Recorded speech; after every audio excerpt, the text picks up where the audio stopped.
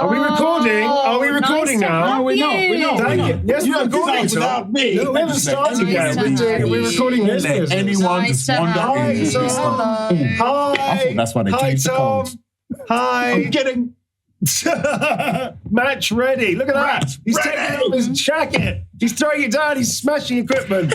This is my unimpressed face. Hi, Tom. You have my friends. Thank you. Lovely. Welcome in, Tom. Do you have a coffee, Tom? I do. Do you have any snacks and stuff? Can we make you more comfortable? Please do. All right. How are you doing there, Jake? Have you lost the will yet? No, I'm good, man. Shall we carry on until you lose the will? Yeah, go on then. Just an hour of preamble. I think you've tried to start 3 times now. We have tried to start 3 times. And as God is my witness, we will start at some point. All right, so here we go. Dungeons and Dragons and Dramas is a rambunctious, ferocious, naughty, sweary, amdram for grown-ups. See episode show notes for content warnings.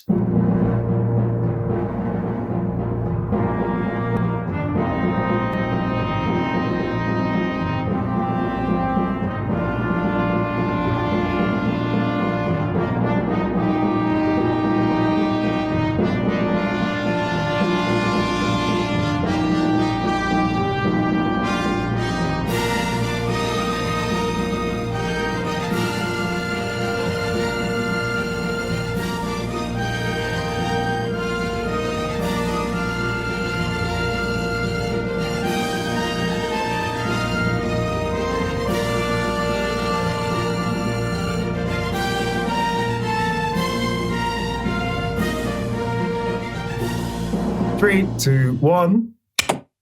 Ow! That really hurt my own ears. I just got like a blowback of noise into my ears, like tinnitus.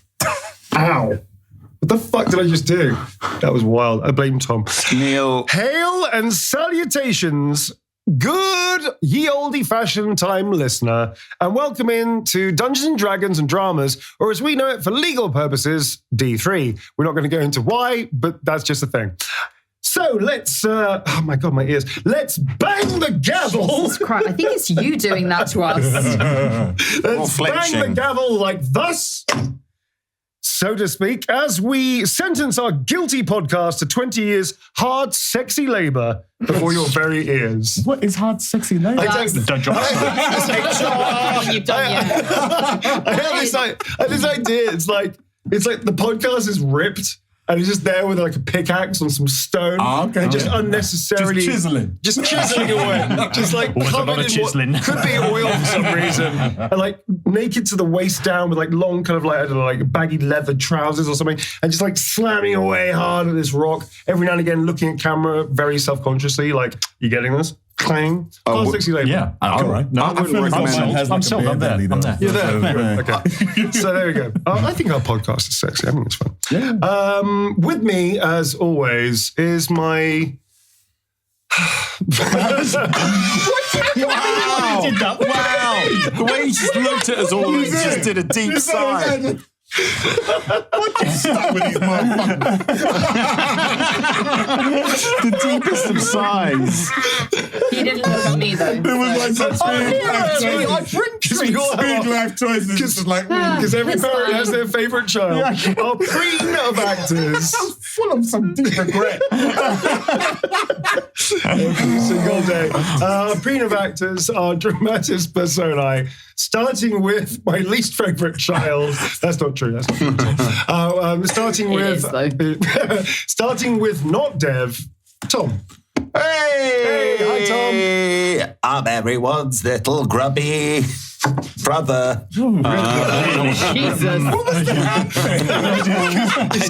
The grubby brother coming to you. A grubby brother. He's always covered in mud for some reason. Sticky boy. I'm everyone's favourite sticky dondo. Yes, that's right. God. Do you everybody must have had a friend at childhood? What, sticky brother? Yeah, no, sticky. The friend that was always like had sticky shit on their hands. You know what I mean? Yeah, like pig That's pen me. in peanuts. There Yeah, was always some friend that was always just Yeah. covered in something that was sticky and. Yes, correct. Me. Yes. Hi everyone. I'm Tom. I'm playing the brilliantly named Thomas T. Thompson. Genius name there. Where did I get the idea for it from? Who knows? I know.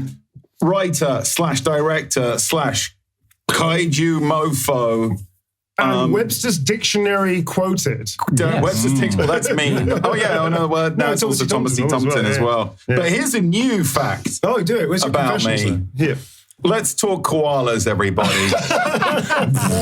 Because Bestiality is off the table at this show. I'm just saying. I'm not going there. But Right, good. So, Thomas T. Thompson nearly had a brush with an advertising career. Okay. In that while he was working at Cafe Nero, he met someone who worked in advertising. And they were trying to put together... Did you give him a stroopwafel? Well, yes, of course. That's always his approach, is the old stroopwafel approach. Yep. But this person was trying to come up with a new campaign. They were busy in the Cafe Nero, browbeating a new campaign. Thomas T. Thompson sidled up to them, offered them a stroopwafel, and said, I got something for you. And they got all excited. And Thomas T. Thompson was rushed into meetings and everything. Thomas T. Thompson's pitch was, do you remember the old Tetley Tea adverts with the chimps? With the chimps, yeah. which I'm were pretty sure were abused at some point. I mean, it was a dark chapter in British advertising. For some reason, Thomas T. Thompson suggested doing the same thing, but with koalas, and they loved it. Koalas are cute, they're cuddly, obviously. Well, that's what was discovered. That was what was discovered on the first day of filming. They're not cute or cuddly. No. They're actually... They're highly aggressive. And Thomas T. Thompson got a very... when he tried to calm them down, got a scar from it. He was there on set. Wait, hang on a second. So not only was the idea for marketing come from Thomas T. Thompson, but also you became the animal handler for the shoot? I mean, he Where felt did you get compelled. these koalas He felt from? compelled to step in. His whole advertising career was riding on this, and it did not go well. Let's just put it that way. So there was no animal handler apart from you, which it raises so many rabid questions. koalas. And rabid koalas, which they all trying to advertise Jif Lemon Squeeze. So the lemon got in the koala's eyes, sent them into a rage, and they tried to murder everything in the room. I have so many Wild. questions. Correct. All the questions. You need us to say the week after that, Thomas T. Thompson was back at the cafe near. Devoted to what we now know as his toilet cleaning job. Very good. All right, thank you for that interesting taste. I don't know what I learned from that. I know. What was the take on this? That you shouldn't get koalas Don't in get a room. koalas I don't know, man. in It's not like Gremlins. It's like After midnight. On that note of perplexity, let's move on to Inel Tomlinson. Hi-yo! My name is Inel, and I play Nathan Kaiba, actor extraordinaire. Now, previously, I've told you guys that Nathan is claustrophobic. Yes. But I didn't reveal the source, how the origin story. Oh, we thought it was from the movie thing. It was from the movie. It was from But when that he was in wasn't the original one. No. Wow. It was when he was a Okay, kid. cool. That's where it's first stemmed from. He got lost. Not anywhere, but he was in Southend-on-Sea, Adventure Island. Been there, mate. Adventure Island, back in the late 80s. That's enough to send horrors to anybody, any child. And they used to have a I guess not a ride, but they used to call it one of the Experiences was called the Crooked House. Oh God! And you go inside, and it's like the floors are uneven, you fall all over the like one of walls, those and there's a mirror room. And Nathan got trapped in the mirror room for 20 minutes. And the first, I imagine the first few minutes was him looking at himself going, I look amazing. I'm enjoying this. I'm enjoying this. I can't get out. Yeah. I'm trapped with myself. Deconstructed himself just by staring But at think himself about it, in the that's mirror. so fucked up. That's like, he's there trapped with his own image. And he can't get away. It's so poetic. He can't get away from his own image. He's surrounded by himself and his ego. Couldn't escape himself. And he goes mad. Would you say that this is at the root of his self-loathing? The inner core. The inner core, yeah. He'll never let people see it from the outside. Of course. But on the inside, yeah, it's... Neil's rapidly writing. Mirror people question. No, not the mirror people. my kryptonite. Oh my God, that's so good. All right, thank you very much for that, Joe. And that is your confession, sir. Thank you very much indeed. Next up to you is Michael laughing in the same way that I am chuckling. Deb, Your favourite child. my favourite child, And number one on the call sheet, I've decided. contractually. Decided you took that spot like right. months ago. Yeah. It's because we didn't put anything down, so she just took it. Yeah. I'm Dev. Hi, Deb. Hi. I play Mags Thatcher. Do you know what I love? Is that we've all got our little tagline. Yes, you do. I like that. I like The that. young Normal. ingénieur Yeah, I like of that. this production. Still don't know how to say it. Ingénieur? Ingénieur. We're. The ingénieur. Yeah. I mean, Tom's French. Maybe he can tell us. Yes, Tom. We're. Yeah, shut the fuck up. Très bien. Yeah. He's the kind of person that says croissant. Oh, Jesus. Yeah, I know. I don't want to talk about Tom today. Croissant. I don't even want to hear your voice. Really difficult for a podcast. I think after lunch we come back and there's just like this kind of like cardboard pillow form thing surrounding the two of you as you start throwing catapult leftover food at Can each I other. just point out that like Dev makes up a makeshift trebuchet. Just starts launching things. Can I just point out that Dev imagined a call sheet this morning and then pointed at me and said, "You're at the bottom of it." Under catering? Anyway, Anyway. we've heard a bit too much from Tom, haven't we, already this morning? Yes, we have. So I play Mags Thatcher. No relation. No relation. Or is there? Or is there? No. Ideally not. Ideally not. And a confession from my CV today. Well, I'm the young ingénieur. Now I'm an elf. I'm very powerful. The best actress in the world. Yep.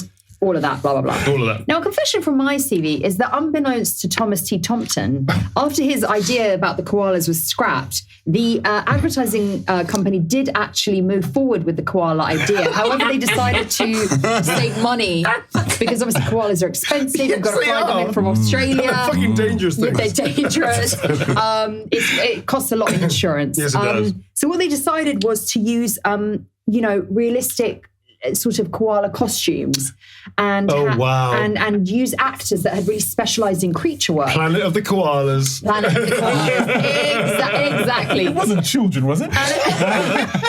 Getting to that.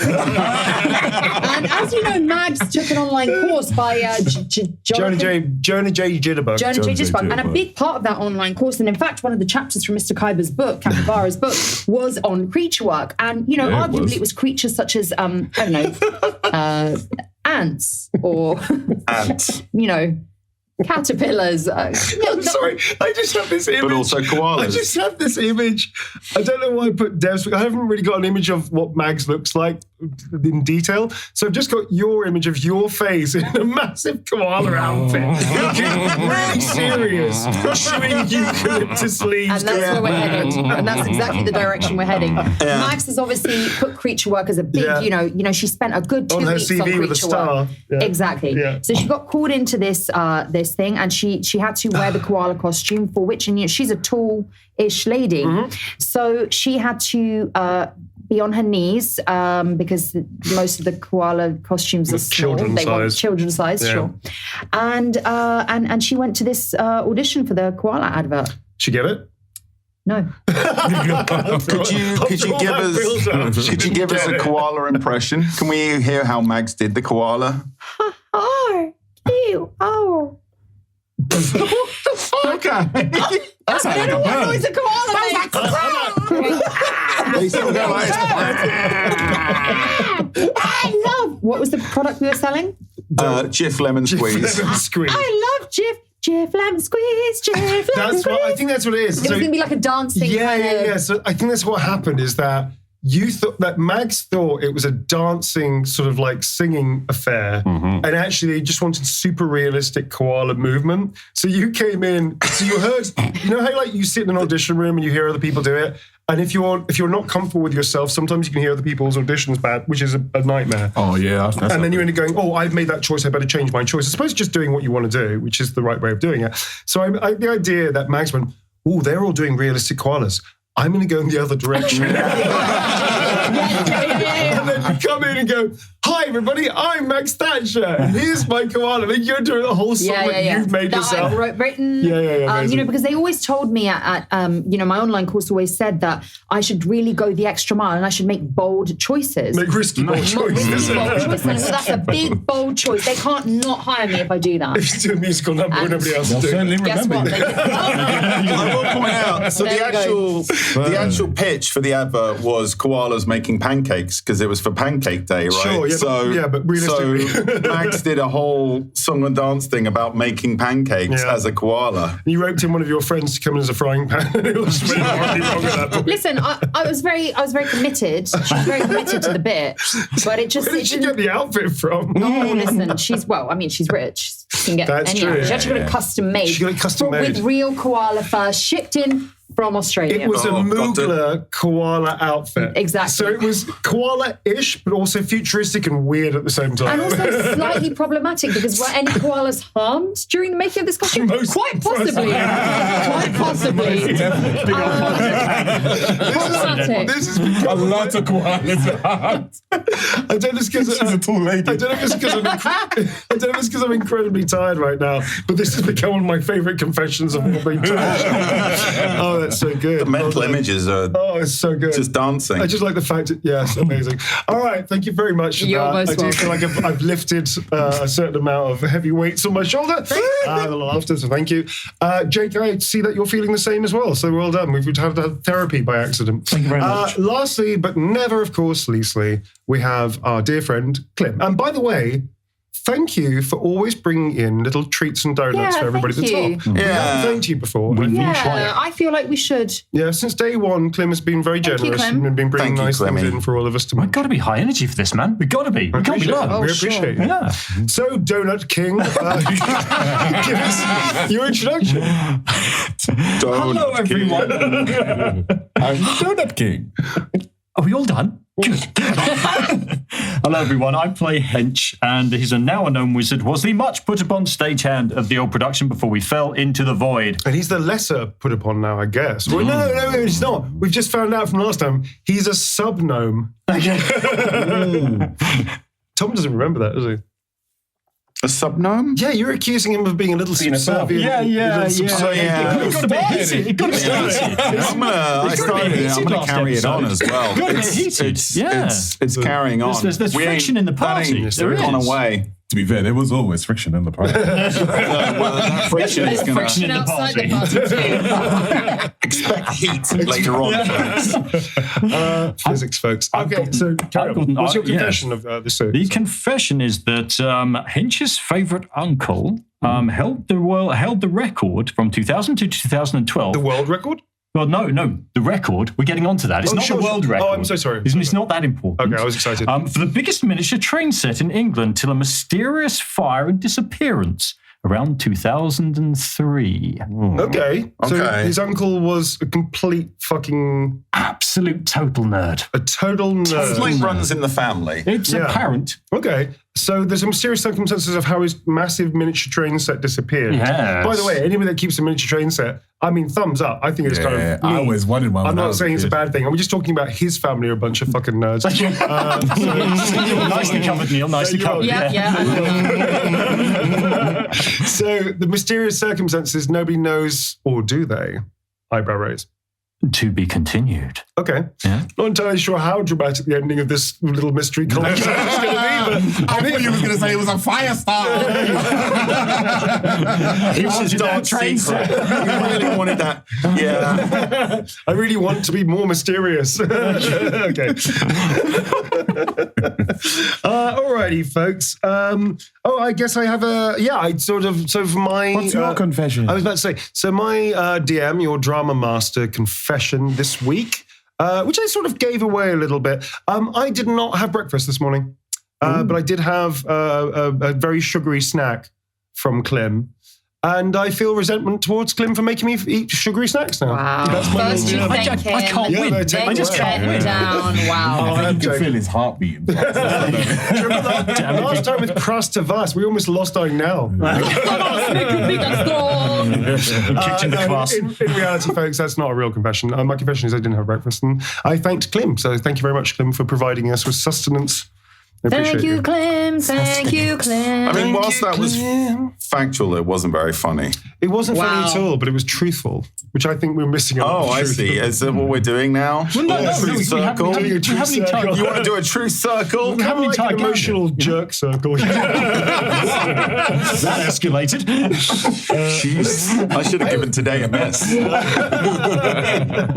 Alrighty. So on that note of inappropriate jokes amongst friends, let's get into it. Why not? In fact, actually, let's not get into it just yet. Why don't we slip into something a little more comfortable Oh my God.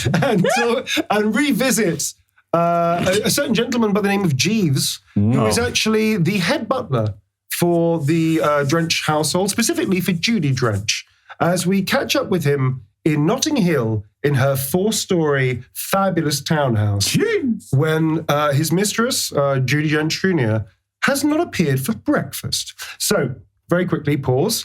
You three are going to be playing part of Judy Drench Jr.'s household. House staff. Okay. So we can have the cook, possibly Eastern European, I don't know, possibly something fun, interesting. whatever you want to do. Pastaras. We have the driver. The valet, Yeah, who's driver, actually doesn't got his license, but nobody knows that. Okay. Why not?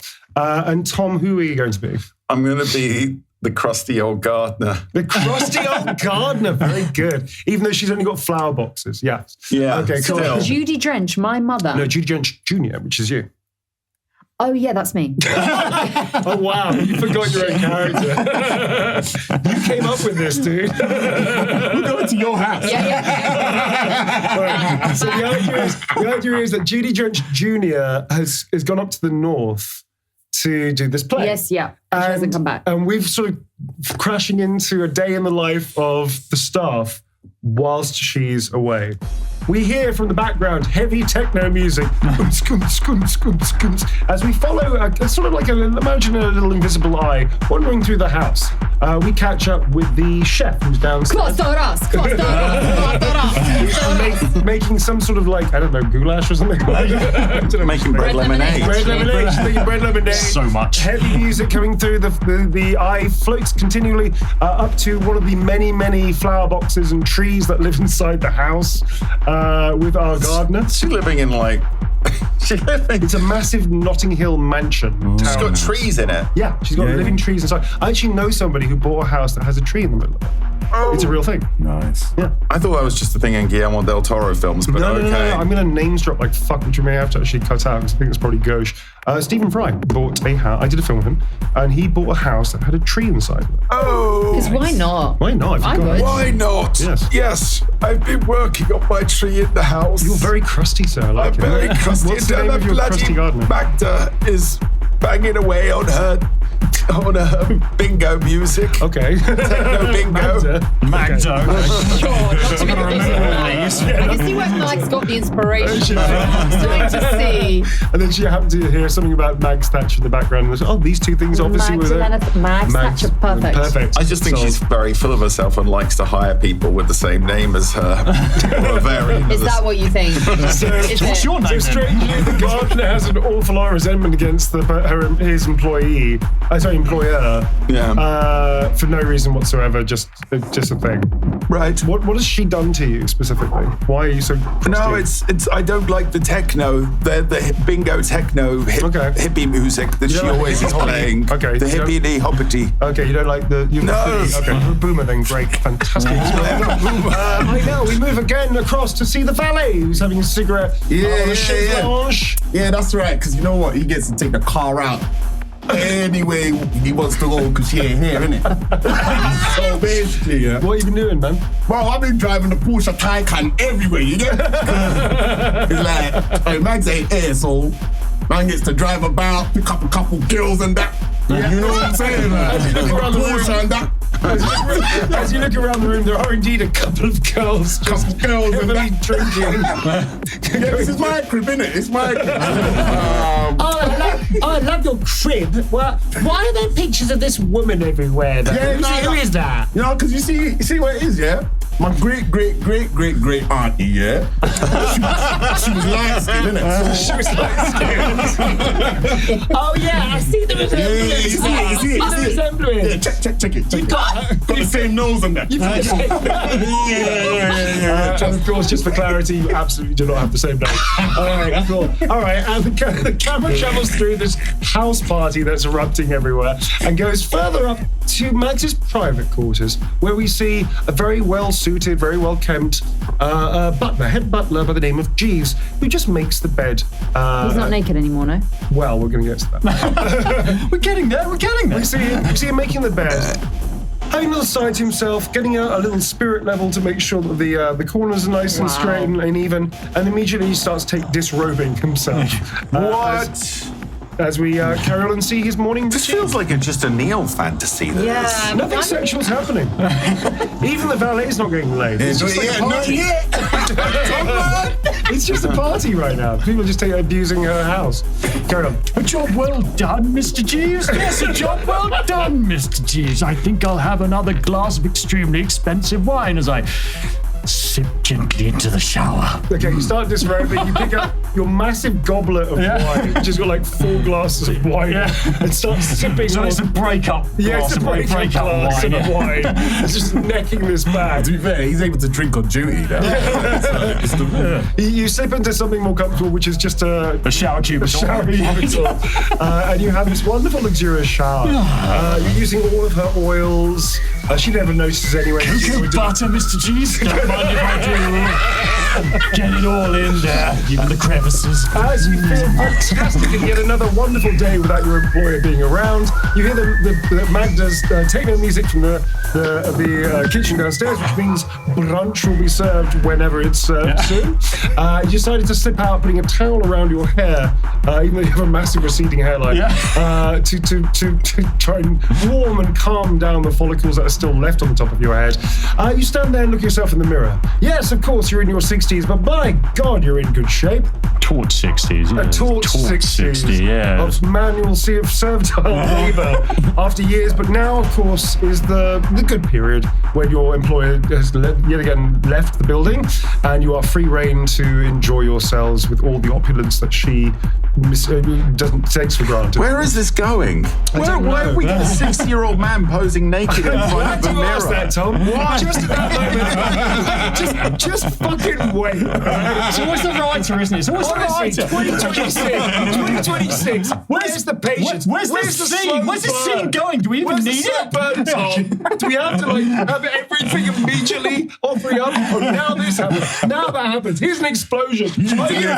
Bro, you've been on TikTok for too long. That's right, Tom. This is what social media does to your brain. You want it right now. You don't get your fix. You're out. You're swiping right. Well, I'm just not certain about a 60-year-old naked man posing in front of a mirror. Again, why can't a 60-year-old naked man's body be beautiful, Tom? Why does it have to be sexual? Yeah, Tom, leave! So, where were we? That's right. As you were again moisturising your upper lip, Yes. and then plucking out the eyebrows and the ear. You look at yourself and go, you know what? Despite all the years of being put down, trodden upon, not paid enough by this horrible, horrible family called the Drenchers, this moment is worth all of that.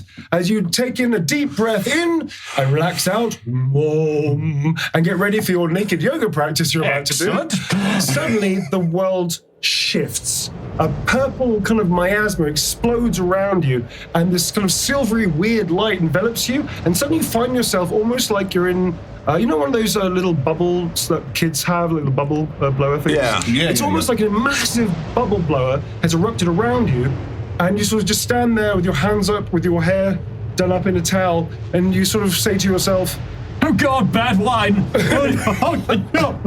And then you just hear an almighty, I can actually do it, an almighty, as suddenly you vanish, and then you reappear, and you're surrounded by fish and water, and you suddenly realize you are fathoms deep in the middle of the ocean somehow, in this incredible bubble of air. Around you are floating these people in what looks like diving bell suits. There are sharks flying over. There's some weird creatures like just made of scales and fish and all kinds of weird stuff.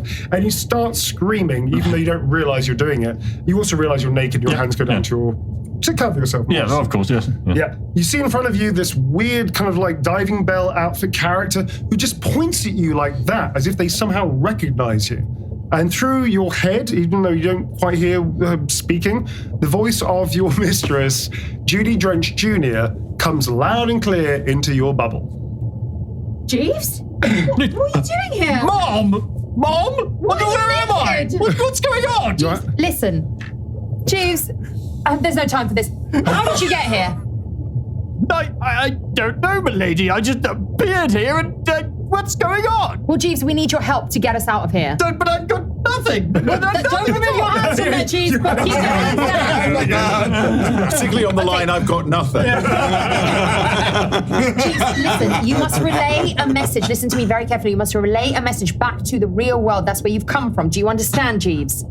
Yes, milady. Okay, you must tell everybody that we are trapped in a fantasy world and we have no way of getting out, and we need to get back to Little Shitlington to finish the play. Do you understand, Jeeves? Yes, I do, milady. And Nathan Kyber is here. He's here through the intercom. Nathan Mr. Kyber is here also. Mr. Kyber is here, but Jeeves, you must tell everybody that the world's greatest actress will soon be making her way to the big stage. You must tell the world. Am I dreaming, milady? No, Have I Jeeves, fallen you're over not. in the shower, milady? Oh, Jeeves, take the towel off your head. Not right now. And with that, you suddenly nod and you realize that you have to A, take off the towel, B, you also have to tell everybody that your mistress is with Nathan Kyber and they're in some place called Thayan or something like that. You suddenly pop back into reality. You're standing there, still kind of half drying. Your towel is in your hand, staring at the mirror. Your breathing is erratic. Your eyeballs are wide, and you sort of clasp the side of the cabinet for stability, as you don't know what just happened. I like to imagine that he reappeared in front of the rest of the staff as they were all tucking into their... That is so much better. Okay, so you pop back in on top of the kitchen dining table. As we're all sat there. As you're all sat there. As Magda's just, her head is down like this, and she's stirring the pot. And as she looks up, she looks directly up into the crevice of Jeeves. Freshly moisturized. As Jeeves just surreptitiously, without realizing it, takes off his head towel and just stands there. The gardener is around the table, as is the valet. Put it away. I only ordered one sausage for lunch. Oh, bastard! The girls that came with the driver, they evacuate. No, ain't that kind of party, man. Yeah, I bet you say that to all the girls. No, honest. Jeeves, you're still standing there, heaving, looking down at your fellows with far more information. Looking down at your fellows. And everyone else too. Everyone's looking at his fellow. That's the problem. His fellow. What do you say before you pass out? The mistress is in trouble and fit in. Everybody goes back to eating their bread and lemonade cake as you fall over, collapse with your arse up, face down, straight into the cross-reverse bread cake lemonade thing. Completely ruining it. Great. Proper cock blocker, man. Quite literally. Literally. Segue so much. Anyway, I came up with that idea this morning. All right, so moving back into the actual game, why not? We cut back into, let's see, you guys. We cut back into a time jump. The ship rocks with yet another pufferfish explosion that rocks the soda float, lurching to the starboard side and then righting back up again. At the moment, it's been about 5 or 6 hours. You've been chased through the water by the remaining contingent of the Sahagwin and the sharks. They have these weird little pufferfish type fish things that they've been throwing at the ship, which act like depth charges and explode rocking your ship. No damage has been caused somehow. Hence, you are literally grabbing the wheel and trying to navigate through the water and push this thing to the end of what you can. Absolutely, yeah. It's a Scotty in my ear going, that kind of thing. Clym is braced and sort of calling out things like, Where's the reef? Try better. that was weird. Her voice isn't like that. Hey, yeah, that ain't no I love Nathan Cabot. There we go. That's all you needed to get you into It's my drop in. I'm back in character. Look out! Shark! Rocks! Drive better! What are you two doing? The ship has been going, maybe not 6 hours, maybe like a few hours, but it's been a long time, and you can never quite seem to outrace. Is he still I've got a plan, but for the plan to work, I need to have. We need. I've got a plan, but we need to lose these. We need to lose them.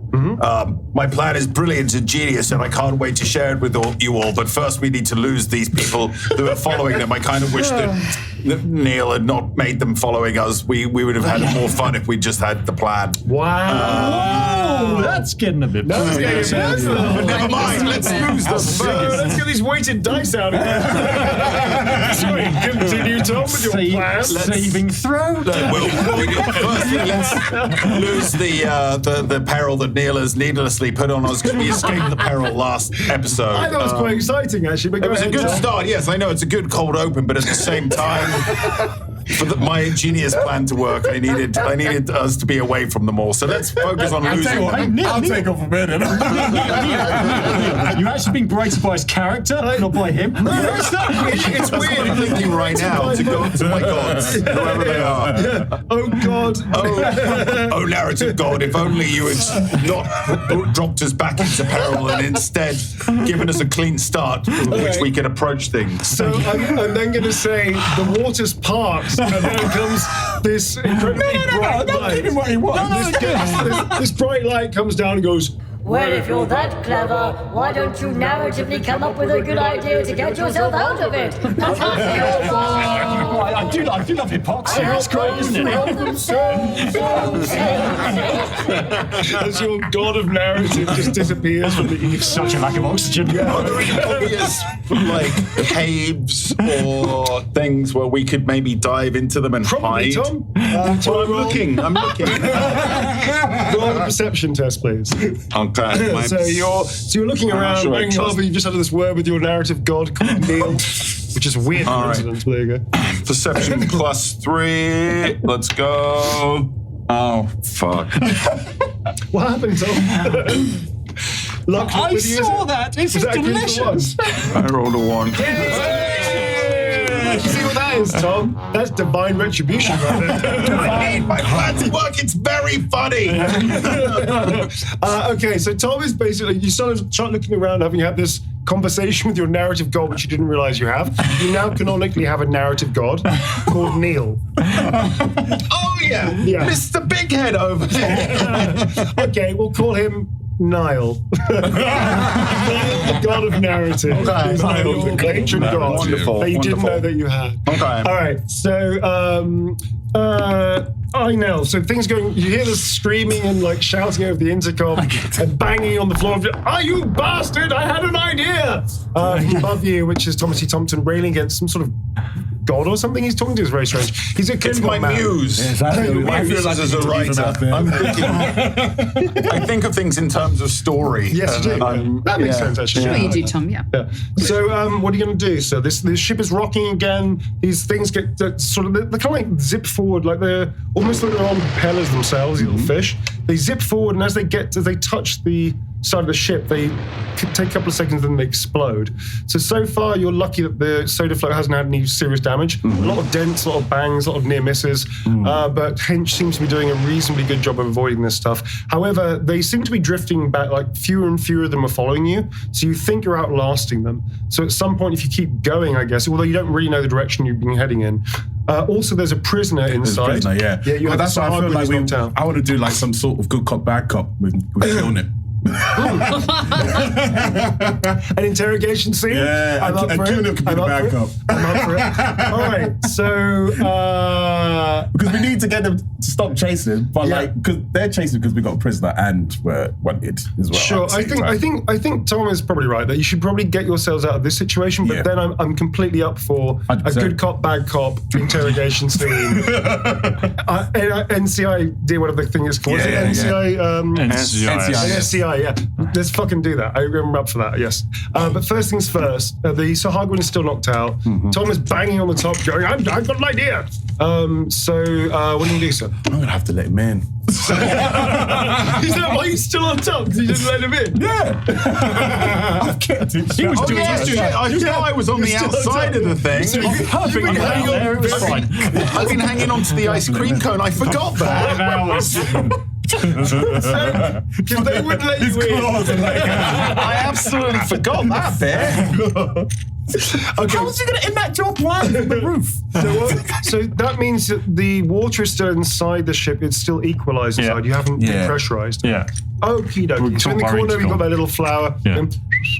The flower's still there, but in order to let Tom in, we have to kind of let the water in. No, the water's still... It's still full of water. Oh, it's still full. You're still using your breather suits so still inside the suits. Okay, yeah. Oh, actually, Regretfully then. oh my goodness, wait a second. So which case, it's only been a couple of hours and there's a very specific reason for that. That's interesting. Okay. Because otherwise we're going to run out of oxygen. That's right. So as you start debating on what to do and you sort of talk to Clym about, or maybe this idea that we should like to talk to the Sahagwin, you suddenly, all 4 of you, including Clym, I suppose, start hearing this meep, meep, meep. And out of nowhere, without you pressing any buttons, suddenly something clicks and you hear another audio file that plays. Oh. Hello, it's me, Captain Bebo. If you're hearing this message, I'm sad to say that maybe you're about to expire. A slight flaw in the plan of fish suit, we can't convert water into oxygen. Why not, I hear you say? Go fuck yourself. Do you know how difficult it was to concoct this kind of technology? No, you don't. Anyway, you're about to expire unless you get into some oxygen real fast. So good luck with that. Oh, by the way, I saw about the fuck you earlier. It's just been a long day. You just click. If we like pressurize the cabin, is that going to slow us down in terms of? You don't know. You don't know. You know someone built it. Yeah. But you do, yes. You can. That's a hench question then. It is a hedge question. So all of you have heard that, including Tom as well. You're out your suit, which we can get to in a second, Dev, so that's cool. Yeah. Actually, yeah, do you want to discuss? Yes, because we either have to bring Tom in before we pressurize, or we pressurize, we leave him out there. Do you want to do this as characters, or do you want to just have a general chat with it? Let's do it as characters. Okay, cool. Yes. So, the large one is outside. And I feel as though we need some oxygen in here fast. That plant over there seems like it's ready to help us out if we can utilize it. But how do we use it? Oh, you mean Wheezy Breezy? Yeah, we can do that. Wheezy Breezy. Yeah. Wheezy Breezy. Yeah. Wheezy Breezy. I like this plan already. That's Yes, I like it. Okay, right. I've got a plan. Hear me out. Because I appear to be the only person sort of not trying to take on an entire nation of people here. But, okay. You want to keep that dude alive, that guy you just wrestled in through the window, yeah? Yes. Now, he breathes water, yeah? Mm-hmm. So, well, as far as you know, they may be amphibious. He's making an assumption here that if we let him in, it might kill this one. And he seems really interested in doing it damage. Yeah. That is a dilemma. So I know. Sorry, the way you delivered that was like, yeah, you don't really think it's dilemma. So we get Genghis Lizard in here, for starters, yeah? Mm-hmm. He's got very, hasn't he? Yeah, I have. Character development, I feel. Yeah. He's turning into a, see if I get this term right, asshole. Yeah! I'm bored of playing the straight man. I want to be an asshole. Sorry, carry on. Go on. We get him in, we drop it down about halfway, we scoop up some of the water, put the fish guy in a suit, so he's got water. That's good. Yeah. Then we drop it all the way down, we're good as Practical gold. thinking, I like it. Okay. You know what, Hench? Me too. I must say, I underestimated you before, but that is actually rather a good plan. Let's put it into action. Let's do it. You've heard all of this because it's an open mic, Tom. Yeah. So you've heard what the plan is. Okay, I'm only going to make you roll for it. I think it's a pretty straightforward plan. I mean, the only thing I am going to make you roll for, I think, is your driving, as it were, because you are still being attacked. Oh, The rest of okay. This is pretty. Is he not delegating rather than? Oh no! No. Hench is like talking to you over his shoulder as you're trying to maneuver around, and don't forget these things are still like throwing you. There's fewer and fewer as they're getting. Obviously, their stamina's giving out. Yeah, it's been a couple of hours of being chased, let's say. So I want make a dex check, please, with advantage because we said last time that you're pretty au fait with this kind of stuff, and you've driven your van for years and years and years. So you know. Okay. All right. So advantage dex check, and it's He's dex. been a roadie for a long time. It's a difficulty DC of 10 because you've been doing this for hours. You're Okay, used to it now. I'll get a +2 on Dex, and we've got a 9, but with bonuses, yes. 11, great. So you sort of just about managed to like line everything up. You sort of flip the ship on its side to make it slightly easier for Thomas E. Thompson to crawl in. And then on the count of 3, we're clearly goes, count of 3. 1, 2, and then she just pauses. What comes after 2, baby? It's free, darling. And then the door slams open. Presumably, you want to like crawl your way into it. Lurch, You sort of flip into it. Flop in like flip a off. kind of... I mean, I've been exhausted, dragged I along, guess, through holding on to this ice cream for several hours. So you sort of flop in. If anything, you probably passed out a couple of times. The thing just flips, and actually you just drift in because you're already knocked out from exhaustion. But when I've been thinking of my very good plan. All right. So you sort of wake up. Yeah. So thinking time. Yeah. Okay, so you flip into it. They shut the door. They right the ship back again. Somebody like fonzes the button underneath the glass cabinet for the plant, which equalizes the pressure. All the water jets out the back, creating actually what you don't realize as a byproduct. All the water gets slammed out of the back of the soda float, which actually churns the water up, effectively making a kind of mini smoke screen. So you get like a kind of smoke screen at the back. Smoke screen. So the water gets churned up, and you manage to see a reef on your left, on your port side, and you just sort of like drag the ship immediately around to the reef, and you realize very quickly there are actually places where you might be able to hide the ship, maybe like a little cave system or something like that. Cool. So I'm going to say if you want to do that, you can. Yeah, we'll do that. Do I have a not a silent running, but can we turn off any exterior lights in this thing so we just go? Sure. And you can also try and drift your way like Tokyo drifting, power slide handbrake if you want to make a dex check for that. Is it like those cartoons where they just hide out and they just run past? Yeah. But actually, they go? It's not gas boots. As opposed to swimming, there's the Hartman and the sharks all running underwater, and they stop and go, "Do you see him? Where'd he go? I don't know. This way." They keep on running. Nobody make a noise. They're passing right over us. Somebody farts. All right. So unless there's anything else specifically you want to do right now, I'm going to say that the ship equalizes. The water has completely gone out. Well, we're scooping up the Sahuagin and putting him in the suit. Yeah, you're putting him in the suit. The water, that kind of happens more or less. Okay. That's a funny image. And then, This is a tiny guy just hoiking him into a suit. I'm using my anger, which I have a lot of now. Yeah, he's just muttering a lot. He's punching this guy. I don't think he's talking to us. So eventually, you also, the glass cage lifts off the plant that you still haven't made, the semi-sentient plant. It just goes. Yes, thank you, Wheezy Breezy. You think, but you're not totally sure that the flower sort of flutters at the name of Wheezy Breezy, and then just sort of nods its head like this, and just carries on whistling. I do indeed. How did you know? It carries on whistling in a non-IP way. Nothing actionable. Tuneless whistle, I believe it's. Tuneless whistle. So nobody can get sued. You now have this Sahagrin. Okay, at that point, you sort of like you sort of take off your helmets.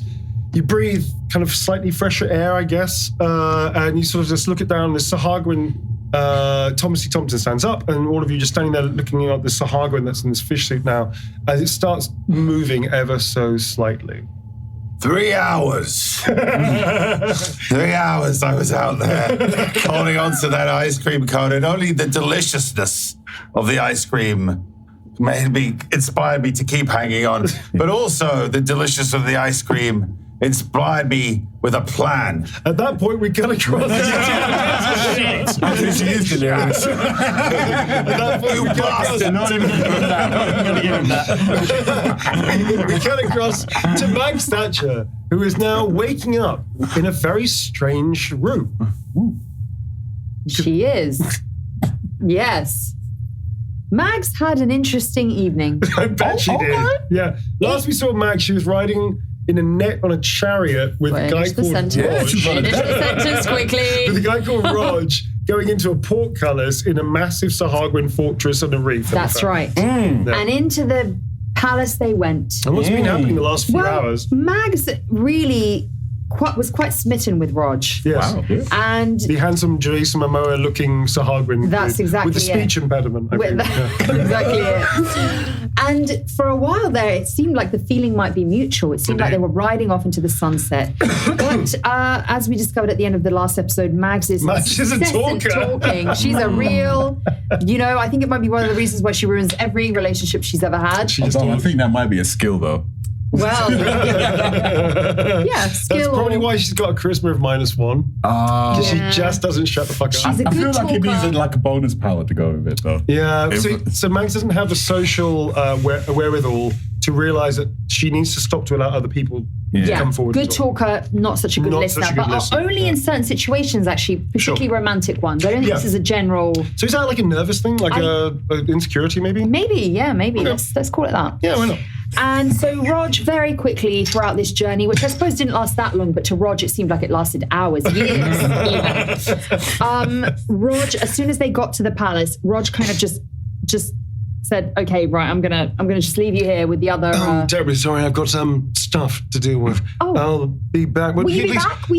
Should we have dinner together, perhaps, in this lovely fishy palace? I love scallops and seafood and octopus and all kinds of seafood. But you must have a lot of that here. And it starts backing out the door, and the door just goes clunk, and then after the door gets locked, you also hear this.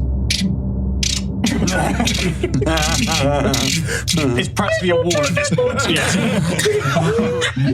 I'll just wait here then, Rog. I don't actually have anything to wear though for this evening, so if you could get me something to wear, that'd be really nice. It's like webbed feet are just like patting very quickly down the hallway. Should we say around 6? I think he heard that. Okay. Probably heard that. Yeah. You look around yourself and you find yourself in this incredibly opulent room. It's made of like this. It's literally carved into the reef. You can see lots of weird diamond-shaped thingies, like glistening everywhere, reflecting light across it. In front of you it's actually dry. There's oxygen and air in here. So clearly these creatures are amphibious. And you see around you this enormous kind of like bed, which has been made out of like almost like, what do they call it? Spongy, not urchin. Memory foam. Yeah, kind of like memory foam, but it's like actual natural sponge. So it's incredibly, it's a little rough, but it's also quite comfy in a weird way. So it's firm, but also soft and simultaneously. It's very strange. There's lots of like trappings of what I guess you could see the sea version of opulence is. So there's nice like sort of powders and there's like what looks to be some sort of viscous liquids and nice bottles. All of the bottles are very old and they seem to have been repurposed probably from shipwrecks and such. But this, I guess, is a very big, nice room, very sea themed, if that makes sense. But it's not something you're used to, but it clearly there's a lot of effort being made to make this a very nice room. The main feature of the room, opposite the massive king-size bed that's there, is this enormous window, which is, again, sort of pieced together with different glasses that makes this enormous circular window that looks straight out into the ocean. The glass is incredibly thick. In many places it's doubled or tripled up, so you wouldn't be able to break it very easily, but also if you did, this entire cabin would be flooded, which for you is not great. Also, you no longer have your fish suit that's been taken off you to dry clean, darlings, just so you can look your best in it later. You understand, of course. Yeah, of course, Rog, yeah. He said at one of the few moments you let him talk. So you're sort of standing there in your clothes with nothing else. You have your sexy sword, though, for some reason. They didn't seem to take that from you, which is a bit weird. Sexy. I would like to use my sexy sword to see if there are any weak points in this wall. Which wall? The coral wall. The one that looks the weakest. Make a perception test for that. Any wall. Do we have an engineering in metallurgy or in geo anything? Probably not, I'm Let me assuming. see, probably not. Even though your CV says My CV says... a lot of stuff. Yeah, you always have all the powers. Yeah. I do. Let's see. What are you going to call this again? This is the perceptions. You're going to be tapping and prodding the coral Perception. walls to see if there's anything that will just like be easily chippable, I guess. I have a... What do I have to a perception? A +5. Oh, wow. she tapping the All walls. So she started tapping, like, you saw this once in a film. So 13 +5 for an 18. All right, I'm going to say with an 18. Yeah, okay. So you start prodding and tapping around the room. As the sword starts to narrate singing what we were doing. Tap them walls. Tap them walls. And at some point when it hits that high A, you just go, tap the wall, and your sword goes straight through the wall. And this is actually... And I find a tunnel. Hang on. And you sort of realise... So ready to be the DM. I know you are, I know, but you're a young grasshopper. You must walk before you can run, babes. Oh, dear. You're right there. Yeah, it's spinning stuff. Do you need a moment to clean that up? Just in case. I don't want you to He's good wet. Yeah, I should be all right. Okay. Just cutting that bit out. For anyone in doubt, I know is currently sitting in a puddle. Are you sure you don't want some Yeah, I think that might need cleaning up a bit. I'm Actually. going to get some tissue. Yeah, thank you. Would you say at this point out? That's fine. Did you get excited by the sexy sword? I did. I was like, ooh, dang. We'll cut bits of that out just to make it exciting. That's fine. Okay, in which case, whilst we're doing... Jake, I'll get some... I'm thinking. Yes. Do you think that I can find a way to the kobolds? Yes, probably. Great.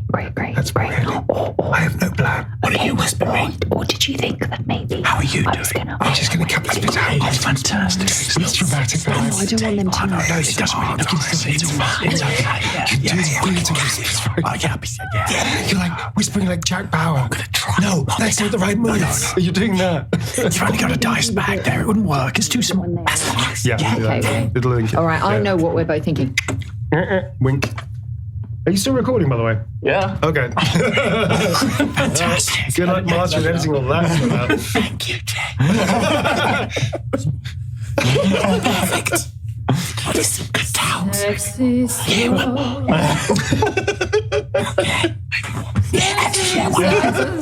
I don't want to keep this in because everybody's doing stage whispers. Yeah, perfect. Sexy sword. Oh, right. This is the roleplay equivalent of dead air, but it's The intriguing. I'm invested. moment, sports fans. Okie dokie. So, yes, so you punch through the coral Yes, wall. I do. With your sword. And actually, whereas before you've been tapping and there's been stone and coral but breaking off but to no real avail, you just literally almost like you punch your way through it with almost no... Like a cake. Like a cake, with no difficulty whatsoever. And you realize that this is actually appears to be a fake coral wall. Like they ran out of coral, so they just whapped this up to make the whole room work. What's the fake coral made out of, Neil? Fake coral is made out of some sort of paper mache. Tom, thanks for asking. What the hell? What the hell? In the whole... That's a hard one. Why are you so lazy with your They didn't. They were trying to tie up the room. So imagine the coral. They didn't want to disturb the coral. Right. I Can the got put whole up so room many. be... Can we play like, is it cake or is it real? Yes, we can And do it that. turns out that the whole thing is actually just cake. It's all paper mache. But You're in a no, cake jail. Cake. Cake. You know the thing of like, is it cake? Like it will be this, and it's like, is it cake or is it a bag? And they No, cut I it. don't. What? are you talking How, about? Neil, how do you not know this? You know what I'm Is it talking about, cake? don't you? What the fuck are you talking about? Is So- it some sort of cult thing? so it will Is be it like- cake or is it real? Okay, Are you so trying to it'll be like- mind bend me? Listen! Yes. The mug. So it'll Is it be like cake or is a it mug, real? And it will look exactly like this glass. Because it is even glass. this way round. It's glass. And they'll say, shush! And they'll be like, I'm is this scared. cake, Neil, or is it a glass? Like, so you have to really think. I'm thinking it's Tell clearly a her. fucking Okay, glass. but then, Wrong, it's cake! but then they get a It's knife bloody- and they cut it. I need to show a video. Yeah. He's not going to get it. Oh my gosh. Are you talking about this glass or a glass that somebody offers to you? Just A say, is it glass cake? in a video. Oh, wait. You're talking about novelty cakes that are made to look like shit. Yep. Right. Neil, Okay, Neil, Neil. plugs it into memes like he's his dad. So is it this glass? So actually, glass, mate. so is it cake? Well, okay. Well, it looks like it lasts to me. I don't want to get in trouble. I mean, these days you can say anything, can't you? You can't say anything. It's very difficult to know. Am I talking about cake, or is that like a metaphor for something I don't know about and I'll get into trouble? Does it mean something? Does it mean something? Oh my God, it's not what working on my millennials ear. say. Can you find a video? Cake? Is that a bad thing? Is that a good thing? I don't know. I think he's got the concept. I don't know that he does. Oh my I do have God. the concept now. Hammer it home. Is it cake or not? You're trying, and this thing, but the thing that I don't get, that I get, Dev, the thing that I don't get, Dev, is why would they make walls out of actual cake? Willy Wonka. First of all, because it's fun. Yes, it is. It's really fun. And actually, these people really love sugar. Do they? And it just so happens that Do they, our Dev? fish love sugar. Do they? Absolutely. Sugar I'm going like to a horse, huge you on give them sugar baking. cubes, good job done. That's exactly right. Right, okay. And then so when I put my sword in to cut the thing, I'm like, oh my God, it's cake.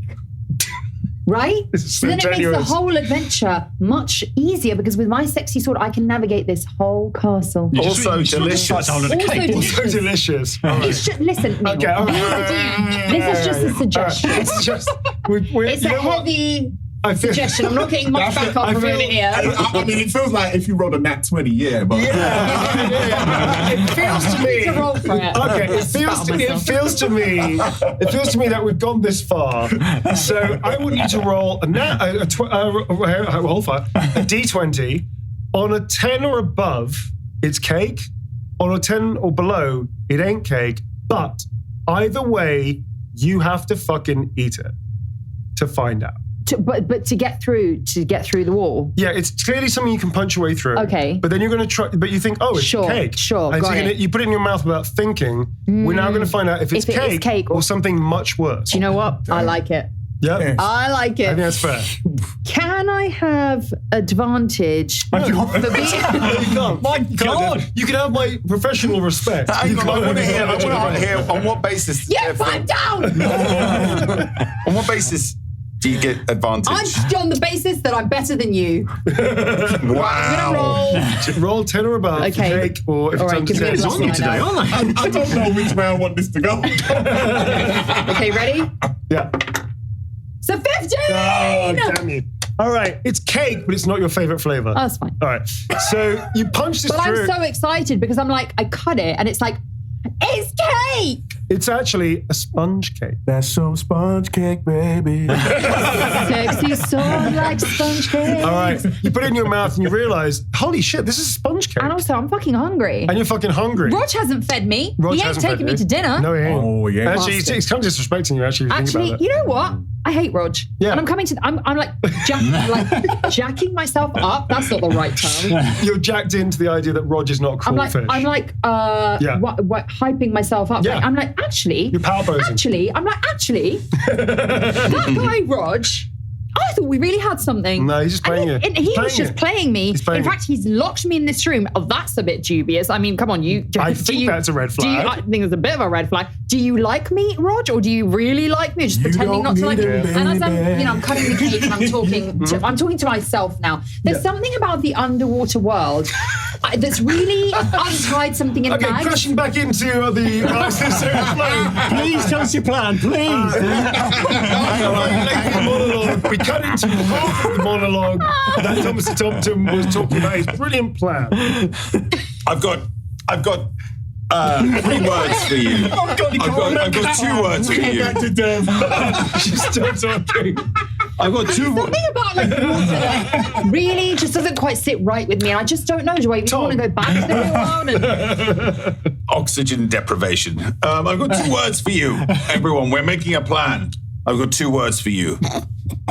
Trojan horse. We go in. We're in a ice cream van. Let's go in. Let's pretend we're selling ice cream to them. It's a way in. So many questions. We're going to go in. Right now. Listen. Okay. Kelpsicles. That's Kelpsicles. Kelpsicles. All right, now That's we're talking. 1 for you. Okay. Lovely ice cream starfish. That's another one. I don't know. I'm riffing here. Hold on. So you spent 3 hours outside and that's all you came up with? I think it's a pretty good plan. I think it's a very good plan. Admittedly, he banged his head a lot of times. Yes, but also I think it's a good plan. We go in, we pretend, instead of look, if we go up, all guns blazing, terrible. We're going to be outnumbered. If we now you think we'll be outnumbered. If we sneak in, also terrible. I was rescuing you, okay? I was rescuing you. You were declaring war. That's what you were doing.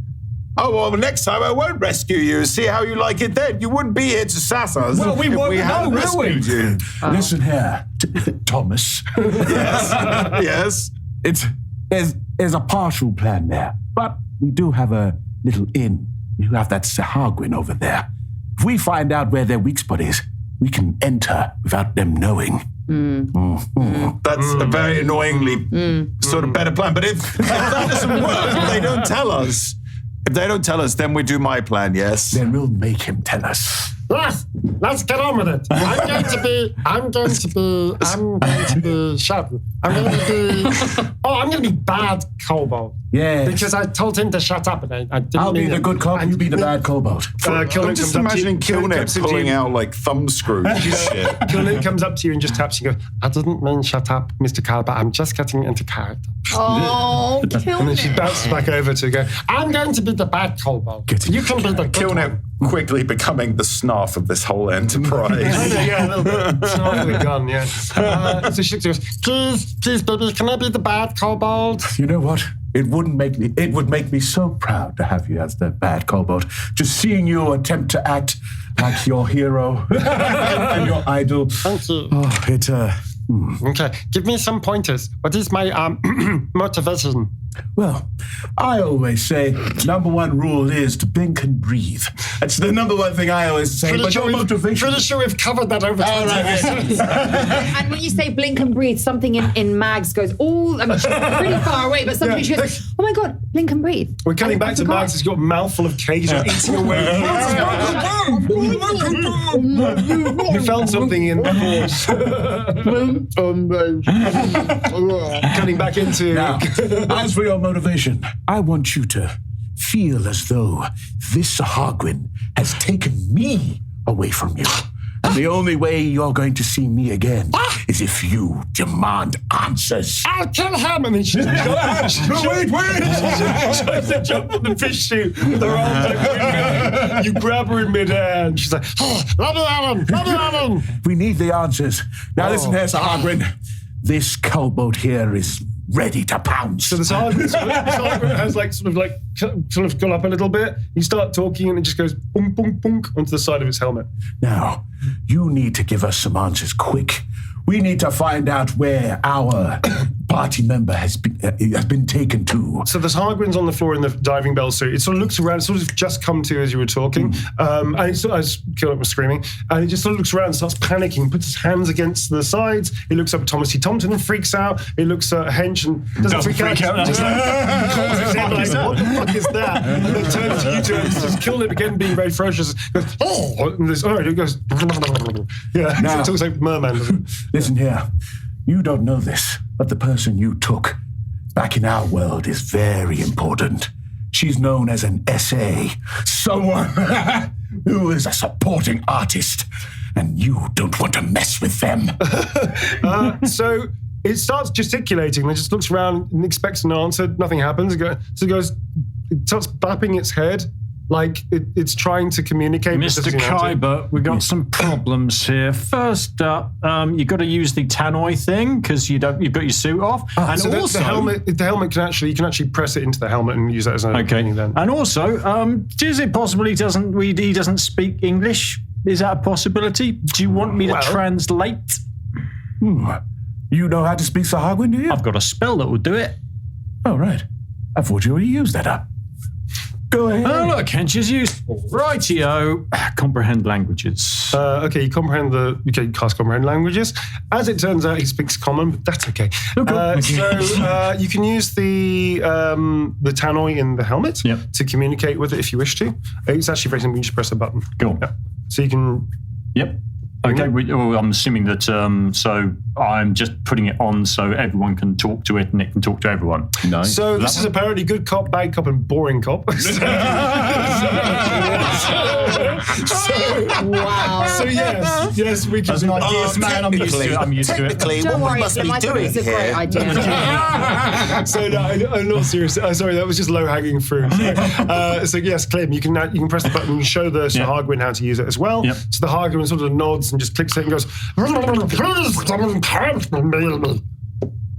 Can anybody actually hear that? Because that impression's really wild to do. Does that make sense? good call. It's a Yeah. wild impression to do, so I'm not entirely sure. I wouldn't, Yeah, I wouldn't give a long speech, otherwise you're going to hurt Yeah, yourself. I'm not doing that. All right, cool. So just Guys, you were going to do the good cop, bad cop thing. and the boring cop. We can't comprehend the language. You can. But you said it was No, speaking you common. realise that even though you can comprehend it, you Yeah. also realise it's speaking common. So you can understand You it. understand right. it as well. All right, So, all yeah. right, all right. To move, in an effort to drag this scene, speaking and screaming, into some kind of It was a resolution. good idea in my head. It's a great idea. Just trying to push it forward, folks. Yeah. So yeah. Now, Sahagwin, well, I'm not going to harm you, but this Kelped might. So you see Kilnip's just like sharpening her talons, like shing, shing, shing, like that in the back. And trust me, I've had her put those claws into my back once, and it hurts. That's the way you like it, baby. Yes, I know, but he's not supposed to do that. Sorry, darling. So Sorry. tell us, where is he taking her? Yeah, tell us why. And she looks at you like, lying. Yeah, you can just repeat what I say, but just in more aggressive manner. More aggressive manner, repeat what he says. She turns. Do you guys make Good enough. You guys, Thomas T. Thompson, are you doing anything whilst this charade No, is happening? I'm just watching with my arms crossed. Yeah, okay. I like my plan more. I wanted to sell ice cream to them. Can you please make a performance test? Because this is a charade that we have to sort of nip in the bud at some point. So yeah, make it. This is a kind of good cop, bad cop, boring cop interrogation.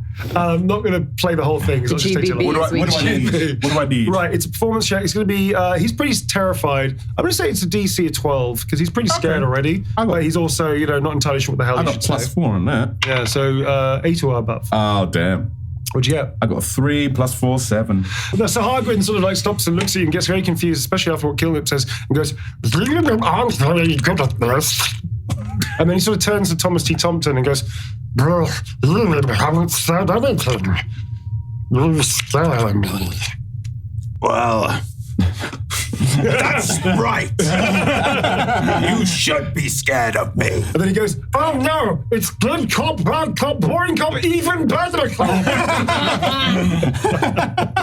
That's exactly the dynamic that we're exploring here. intimidation test plus it with advantage because it's completely freaking him out, this enormous dragon. Intimidation. What are we looking at there? So it's charisma based, but then your intimidation is a skill which you'll have a bonus for depending on what your charisma is.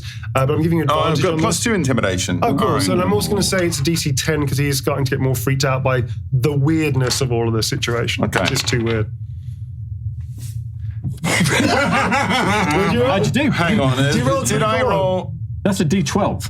What'd you get? No. Sorry, you want a sorry, D20? sorry, Tom. Number Is that a 5 on the D20 or a call sheet is D12? trying That's to a move up to D12 number plus. 1. Oh, that was a D12 I was rolling on. Sure. Do you want the? Plus, you got advantage. Don't remember. Don't forget. Did you not throw the? You just rolled. No, I've not done it You yet. threw the D20 Sorry. over there after it failed for you and gave you a critical fail. He rolled a D12 because I rolled the wrong dice. I don't want those. They're cursed. Oh my god! Absolutely Everyone's cursed so dice. complimentary.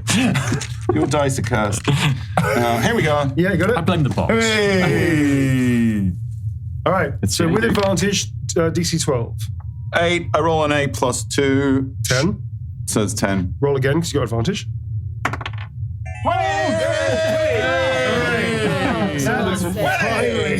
He's peeing in his suit. All right. Let's move this scene along. So with literally barely any effort, you turn at this Hardwin and tell him that, and he completely freaks out. He freaks out so much so, he immediately starts drying out.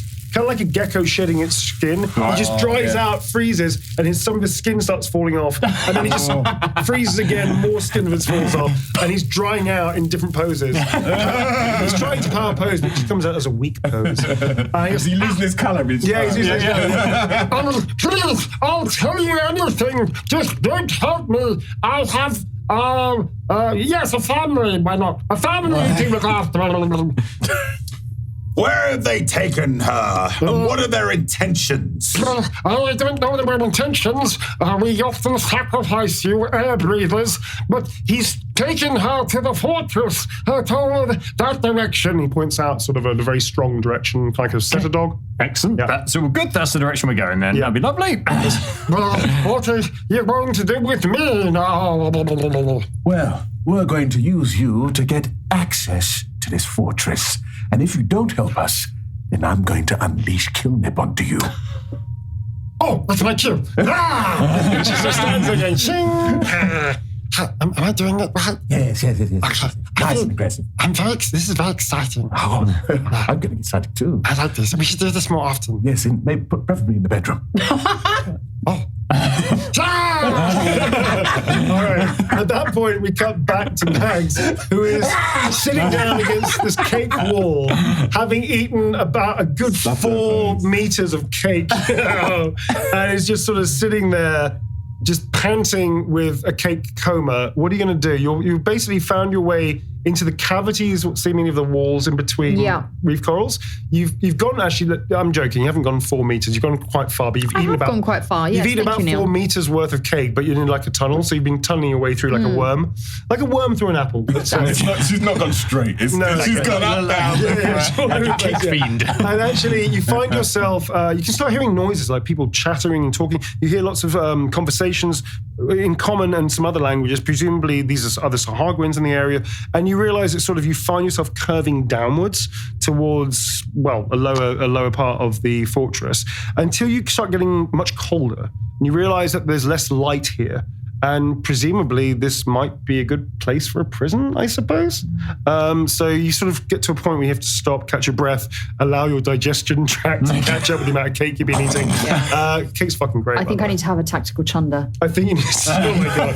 I don't know. You try to like a hairball, but you can't quite force yourself to do that. So you have to, the good old... No, let's not do that. But well, if you have to, I guess. But at the moment, you can't fight. You do that and nothing happens. It's sort of retching up. You just eat nothing. And it's really tasty as well. It is good cake, but there's only so much cake. There's only so much cake you can eat. And to be honest, as I was thinking while tunneling my way through this cake, what is cake anyway? What is cake? What is cake? And I don't know. I don't know what the others are doing, but to be honest, I'm having a great time. And I might just start eating some more cake. But there is definitely something in the air here that's making me really...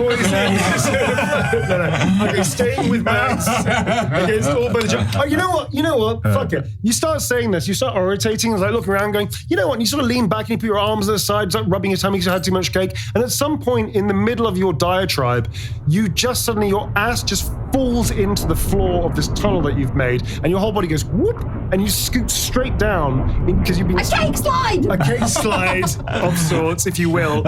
Actually, it's more of a mini cake slide that leads into a long drop into a cavity, because essentially you drop straight down into what you realize is the prison area of the fortress. You slam with way too much noise on a walkway which is suspended very high above. You sort of roll over and immediately freeze, and you realize you're actually on a walkway that's suspended like one of those catwalks in theatre. Yeah. There's a whole bunch of catwalks all around, and you realize you're right above this area looking down with all of these different metal pens and cages which have been sunken into the floor with loads of different denizens of land. There are dwarves, there are elves, there are humans, there are merfolk, there are kobolds. You think you hear chattering, and every now and again you see these massively well-built Sahagwin guys walking around slamming on the cages with tridents or roughing up some prisoners. Well-built, you say? Yeah, they're actually pretty hot. I mean, they're bastards. Of course, they're bastards. But they're kind of hot as well at the same time.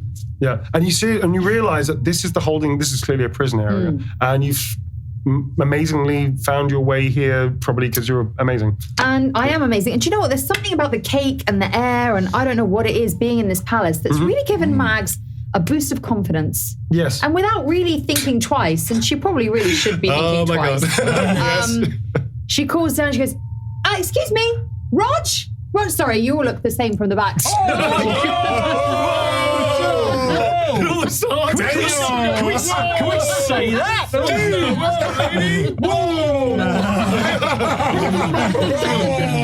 all you people are the same to me, you fish people. And actually, miraculously, Rog turns around and goes, What did you say? Get her, and bring her down. Oh, Rog, Okay. come on, let's stop playing this game. I know you fancy me, and to be honest, I had a soft spot for you too, Rog. But actually, get me down, and then we'll talk. So, are you offering any resistance to the Sahagrin? No, because I have a bone to pick with them. Fine. wow. So the Sahagrin pick you up. You offer zero resistance. And They I'm like, march you hello. down the walkways until they. This is an air area. Obviously, there's no water in here. It's Drip my sword out. dripping water from the cavern sides, the corals, all that stuff. We should never have put her in the cake room. You've got cake all over your face, by the way. Rog goes, I see. You found the cake walls. he just puts a hand out and just like takes a bit of cake off your nose. He goes, I told them they should have. That was a weak point. And goes, right, so what have you got to say to yourself? And honestly, the xenophobic, well, whatever the hell you said, I think we need to sit you down for a little Sahagrin chat. Well, Rog, I was rather expecting that you and I would do that in private. But you locked me in a room, quite ungentlemanly of you. And to be honest, I have been on many dates in the real world. One of the Sahagrin turns around and goes, oh, shit! Actually You're in trouble now. And I know how a lady should be treated. And this is not it, Rog. You look like a wonderful, strapping young man. But inside, you are just a walking red flag. You and all your busty big fellows. All right, so the Sahagrin's click to me. Not You and all your gym bros. That's it, yeah. Your it shark gym bros. Great. There okay. it is. I got there in the end. Very good. So they sort of like the gym bros look at each other and sort of like hold their hands out. He goes, what? And I'd like to say something else. Okay. Of course And you Max would. finds a little platform. Yeah, you start speaking. And we go off on one. Yeah, you start going off on one, and one of them Murphy goes, what the hell are you doing, Roger? And Roger just goes, I don't know, just build the cage around us. They start putting a cage around you. I would like to ask why you were in Cha-ching, prison. this little last ball comes up, and you're now surrounded by someone's dream. I was trying to speak. No, I'm going to use something from my inventory to prevent this happening. What are you going to use, dude? I don't know. Okay. I'm going to use. Wait. So I've already used my rock. Okay. That's not going to work. Why don't I go back to see what they're doing, and we'll get back to you whilst you're having a look. Have a plan. Fine. Is my stupid rock? Can I remove that from inventory? I thought you used that last time. I did. Right, so moving back into the soda float. So you guys now have a direction to go. You have this tenuous plan of becoming the ice cream van that you always dreamed of being. We're doing the plan. I don't know. What are you doing? We're doing the plan. But do we know where the weak spot is? Where we can gain an entry? We're going in through the front door. Trojan horse. All right, so horse. you start. So Faster us. And we put the Sahagrin in the front. We can yeah. driver's seat. Yeah, like and Kilner's behind him with like claws right in his like sort of bits. Just like, no funny. Drive slow. Drive casual. No funny stuff. Normal. And you've given her like a whole bunch of notes, so she's reading off the script. it's got She's going, script. no funny business. No funny. Let me do that again. No funny business, you. Like that. And she just stands there. And she looks at you and Starts goes, moving the stage directions. yeah. Kilnip turns to Sahagrin. Oh, that's me. No funny business. I tell you what, we could do. We keep everyone happy. Yeah, you find out the back area. We disguise the ice cream van, so it looks like a completely different ice cream van, which isn't the one they all saw. Whoa. Okay. Wow. I'm just going to say this out loud.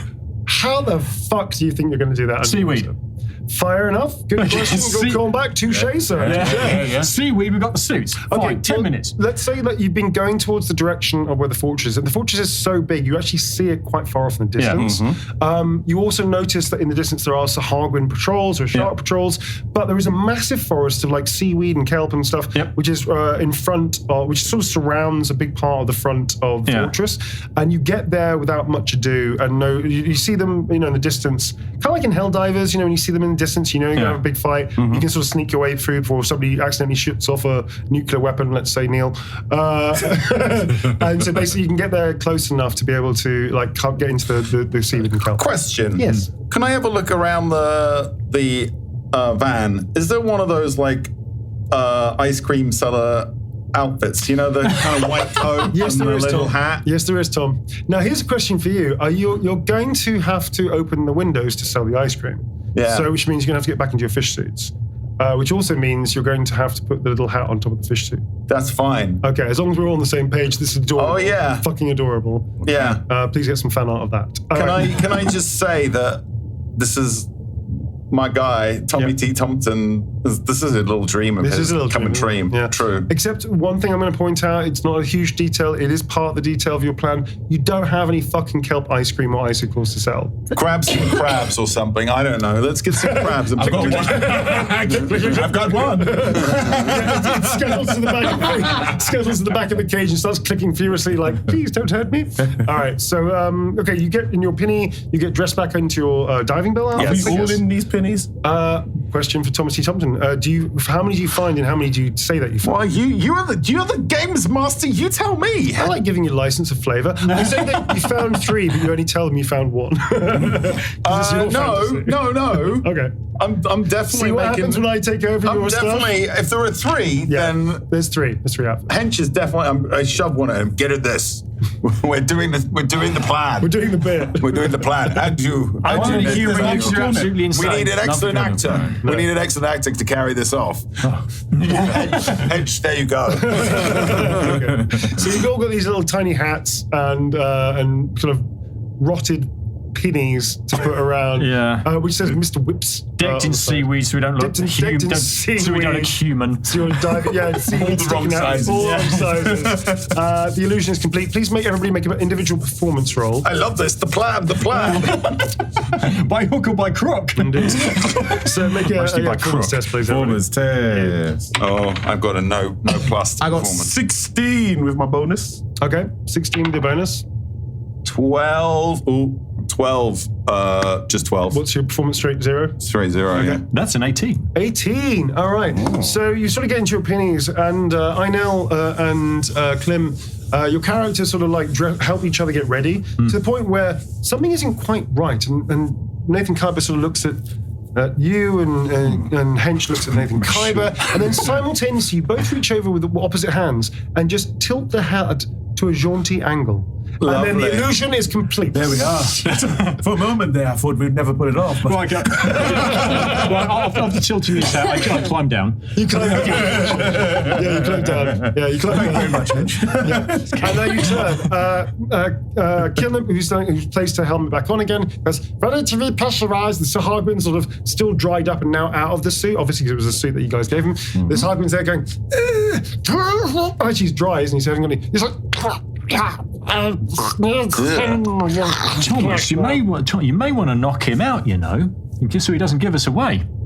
And we say we found him. What do you think? No, we need him. I don't We're give here. in to the temptation of violence unless absolutely necessary. Yeah, he didn't say that. That's looks at the hammer and goes, shall I? I think we might have to flip for it. I think we need him. Yeah, I think possibly we could pretend he is my cousin. Nathaniel. No, that's your name. No, my cousin. Let's call him Tony. He's Tony, and he's my cousin. And he said this. He is the bankroller of this venture. Yeah, as far as I'm concerned, we need him to get inside. And so, like, once we get to the front of the fortress, they'll see him driving, and then we can drive. He's driving. Yeah. Okay. He's in the front. He can be in the front passenger seat. As you guys are discussing, and the ship's sort of getting closer and closer to the fortress, Mags, in the middle of your monologue, let's say, they actually shove your fish suit back in, now been stripped of any weapons, so it hasn't got Well, what about my sexy sword? Your sexy sword has been taken off you, but your you do remember that on your because the diving board. You catch the sexy sword. I'm alone. There's just moonlight illuminating in the middle of a. It's so sad without Max. She used to talk to me so much. She used to say to me, And I love her. I love that man. I want to marry Max. In fact, I want to just put it out there. The sexy sword has obviously been through Mags throughout all of these monologues. And the sexy sword is starting to realize that actually Mags might be the one. Are you telling me that the magical sword that you've never really used apart from one time is now a codependent magical sword? Yes. All right. I would like to use the term in love with Mags. Sure. In love. I feel a proposal coming on at any point when you want to do that. That's up to you. That's okay. I think it might be fun. Right. So they hand you back the diving bell Now you got suit. depressed thought. Neil, it's at this point in the episode that I like to ask, is this how you imagined today would go? No, not at all. Actually, we actually, if you notice at the start of the episode, morale was high. Like, having a good time. And I feel like I've just been diminished lower and lower behind my microphone. To the point now I feel like I'm a hunched up old wizened person. Like 90 years old. Was high. You've Gandalfed him. You've Gandalfed him. Look at him. He's all hunched. It's like, really, I'm Not crossing his legs. Cross my legs. Like, I'm not enjoying the bits. It's fine. I'm just here. Just holding on. So no, not really. Okay. But that's okay. We can roll with that. So yes, they give you back your diving bell suit, and cryptically, one of the guards says, you're going to need this. And actually, he's been stripped of weapons. You have any basic items that don't look like offensive in any way? Like, like in a weapon. So any items that you had before you still have? The breastplate. That's a very good point. How the fuck have you been wearing that? She's got so much. She's got so much shit. All right, anything that's weapon related you don't have. But you do remember that on the fish suit there are these kind of retractable claw things that they don't seem to have found. Yeah. Which is good. So you just got those things. But you give this back and so you're going to need it, which is Ominous, let's say. Listen here, Rog. You can sit this one out. In fact, I'd prefer it if you didn't even look at me. Okay, can you please? I'm going to make Roger test, actually. Okay, Roger stands and goes, I've had it. I can't deal with this anymore. I know she's supposed to be sacrificed for our God, but honestly, can we just get her out of here? What is always like, just get her out of here. I don't care. Just eject her, please. Sacrifice? They just whip you up this little. This. Wow, this is certainly not what I was expecting.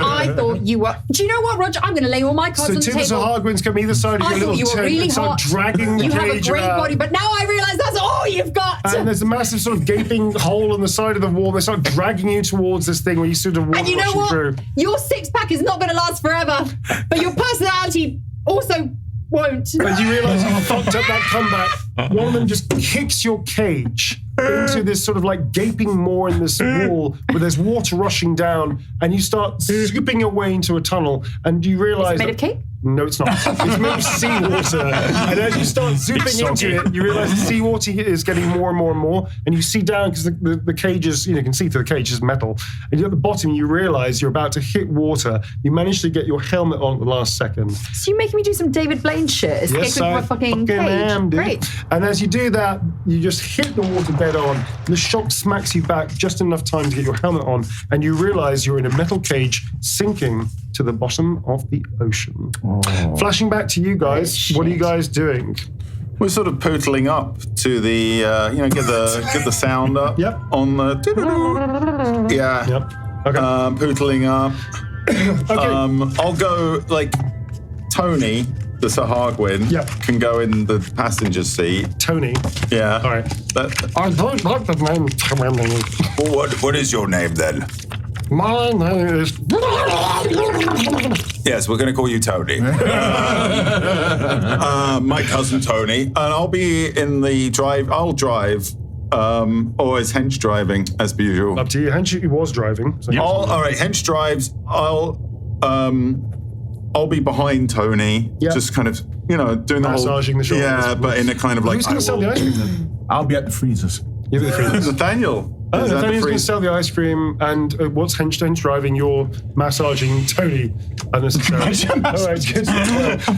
Okay, so you sort of go, and this thing sort of like lists a little bit, and you sort of drift a little bit, so you're not too aggressive with your driving, and you finally get close, and you see this enormous reef fortress. It's incredibly impressive. There are so many fish people and Sahagwin, not mer people, but like Sahagwin people and sharks and all kinds of weird things around. And actually, one by one, close by, some of them stop, look at your ship, and hear this of the theme, and a few of them start drifting through with tridents raised.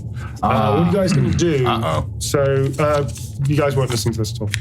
Wow. Does the ice cream van have It's like really hard to a identify. tannoy system? Yes, it does. Oh, sick. And let's say they got it working. Okay, then. So this is time for you, Tom, to put your plan into action. We need to start letting people know. Actually, you know what? I need to go and get our sandwiches and stuff. Why don't you guys have a few minutes to work out what the fuck you're going to do? Because you guys haven't really talked You this know through. what? I agree with you. Yeah. They're so rude. They're so rude. They're just so They're so fucking rude. unprepared. So I think- Do you know what? I This is haven't heard a for- this is for single him. mention of my Yes. name during this whole plan. I know, right? Excuse me, I did. So I'm going to get some When? sandwiches, and you guys can talk amongst yourselves to work out I what the wasn't fuck you guys are going to do. Cool. I think it's fair. That's fair. That is fair. I care. Who's out the door? I said you were Hello, very ladies and gentlemen. important. This is a very messy edit point. Remember your skills, man. Remember your skills. Yeah, but can I transform into anything? I thought I could transform into like a bird. You didn't transform into a bird when you summoned all the jellyfish, did you? Turn into an octopus. Turned into an Okay, octopus. so transform into a squid and call the jellyfish. Which jellyfish? The jellyfish. You're Oh the my horde. god! The horde The horde of jellyfish. Yeah. And then what? Which you proclaimed to be their queen, and they seem to agree with you. Remember? Yes, He's got a point. I'll do that. I'll use whatever the fucking transformation spell is. Just Yeah. being a druid. Yeah. Am I a druid? Yes. Am I an Yes. elf druid? You are. Why is this falling out of your head? You're starting to scare me. You okay? What's happened? Because I thought an elf. Shit, are these my legs? An elf was different to a druid. No. I didn't think you could be both at the same No, time. you could be both. Great. So I'm okay. Neil is not going to see this coming. No, he's not. Elf is race. Druid is type of Yeah, job. all right, Tom. He's literally put you in a trap of paper mache. You can get out of this. I can This is probably- easy. I bet it's cake as well. Yeah. Oh, Because yeah. they think it's real. Yeah. But once I try it, I bet you it's going to be cake. I want a real word with the. Okay. I want a real word with the person who did all the building of this place. We're going to make it. We're going to make a coral breeze box. We're going to make it out of cake. Are you mad, man? God. Number one on the call sheet. Number one, of course, that's what they say. I know, I did call you a supporting artist. I thought you were talking about someone else. No! What? Oh. Who did you think I was To talking be honest, about? I know I really wasn't listening. I'm not going to lie to you. I really wasn't Was listening. no one listening? I suppose not. Is everyone's headed somewhere else today? I mean, Tom is gone. I'm trying. I'm back in the room. I'm trying. With the tannoy, we got to let them know, Yeah. because they're either going to attack us if we don't let them know why we're there. So we need to let them know what this is an ice cream thing. We're here to sell some ice cream. Who would like to do it?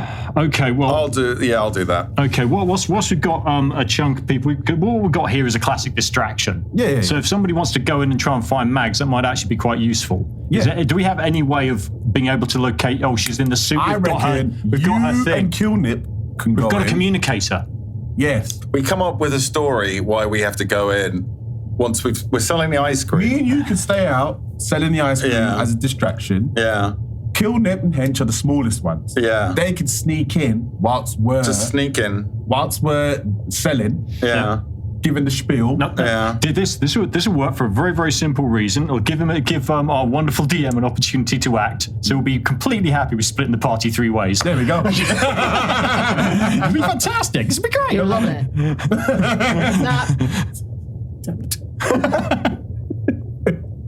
Yeah, he will. He's going to love it. He's gonna love it. What we gonna do is love split it. everybody up. Yeah. You have to work 10 times as But hard. we'll keep the DM occupied, so it'll be fine. And then me and Tom are just gonna sell some ice cream. Yeah. I love it. Oh, he going to love it. Oh, we don't love that. Oh, he going to love it. Everybody gets what everybody wants. Nice. And then Mags is gonna do her. Yes. What is that called when you transform? Transformation? No. Okay. Transmogrification. No, I thought it was a special thing when a druid transforms. It's just wild shape or something. Yeah, Wild shape. Wild shape, Wild that's shape, it. Well, that's what I meant. that's it. Yeah. Okay, you got the technical Yeah. names. Now you with the lingo. I'm a D&D aficionado. Now you're still in. Now you're still in your suit. You don't have to tell us you got the jacket. Oh, I know. Now you're still in your suit. Don't mind, she was in a suit before. Yeah, that's a good Lay on point. me. What the hell it's have you fine. guys been discussing and what plan We're have not you going to tell unleashed? you. Oh, we got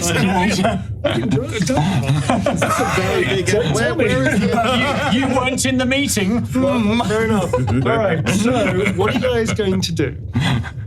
Shall I go first? Yes. Cut back to Mags. The cage is rapidly filling up with water. Yes, it is. As you slam down into the we water. can assume that it's not made of cake. I've tried. You tried. You tried before your helmet got put on. Your teeth really hurt now, but then you put your helmet on. I've tried. Right Yes. now, just going back to my D&D and Beyond. Can't believe you caked your way out of the room. Can't believe I let you do believe that. it, It's baby. wild. Got to do what you got to do. I'm going to use Wild Shape to transform myself into a giant, huge, the biggest the ocean has ever seen, squid. Oh, snap. With 24 tentacles. Wow. 108 suckers. Time out. Just some tentacles. Time out. 24. What level is your character again? 2. Yeah. Okay. I'm just saying. You get a cuttlefish. I'm going to say you get like cuttlefish edge shapes. What, a calamari? It's slightly bigger than a calamari, but not as big as a giant squid with 24 Well, massive calamari's tentacles. this big.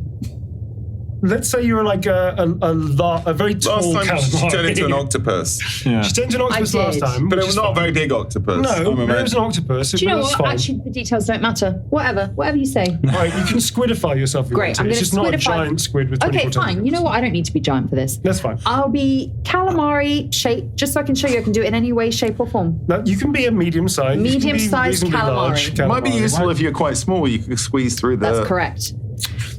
I'm going to do that. Okay. And then Welcome, by the way. I'm going to, thank you. And then I'm going to summon. So you're leaving a fish suit, very importantly, you're leaving a fish suit in the cage.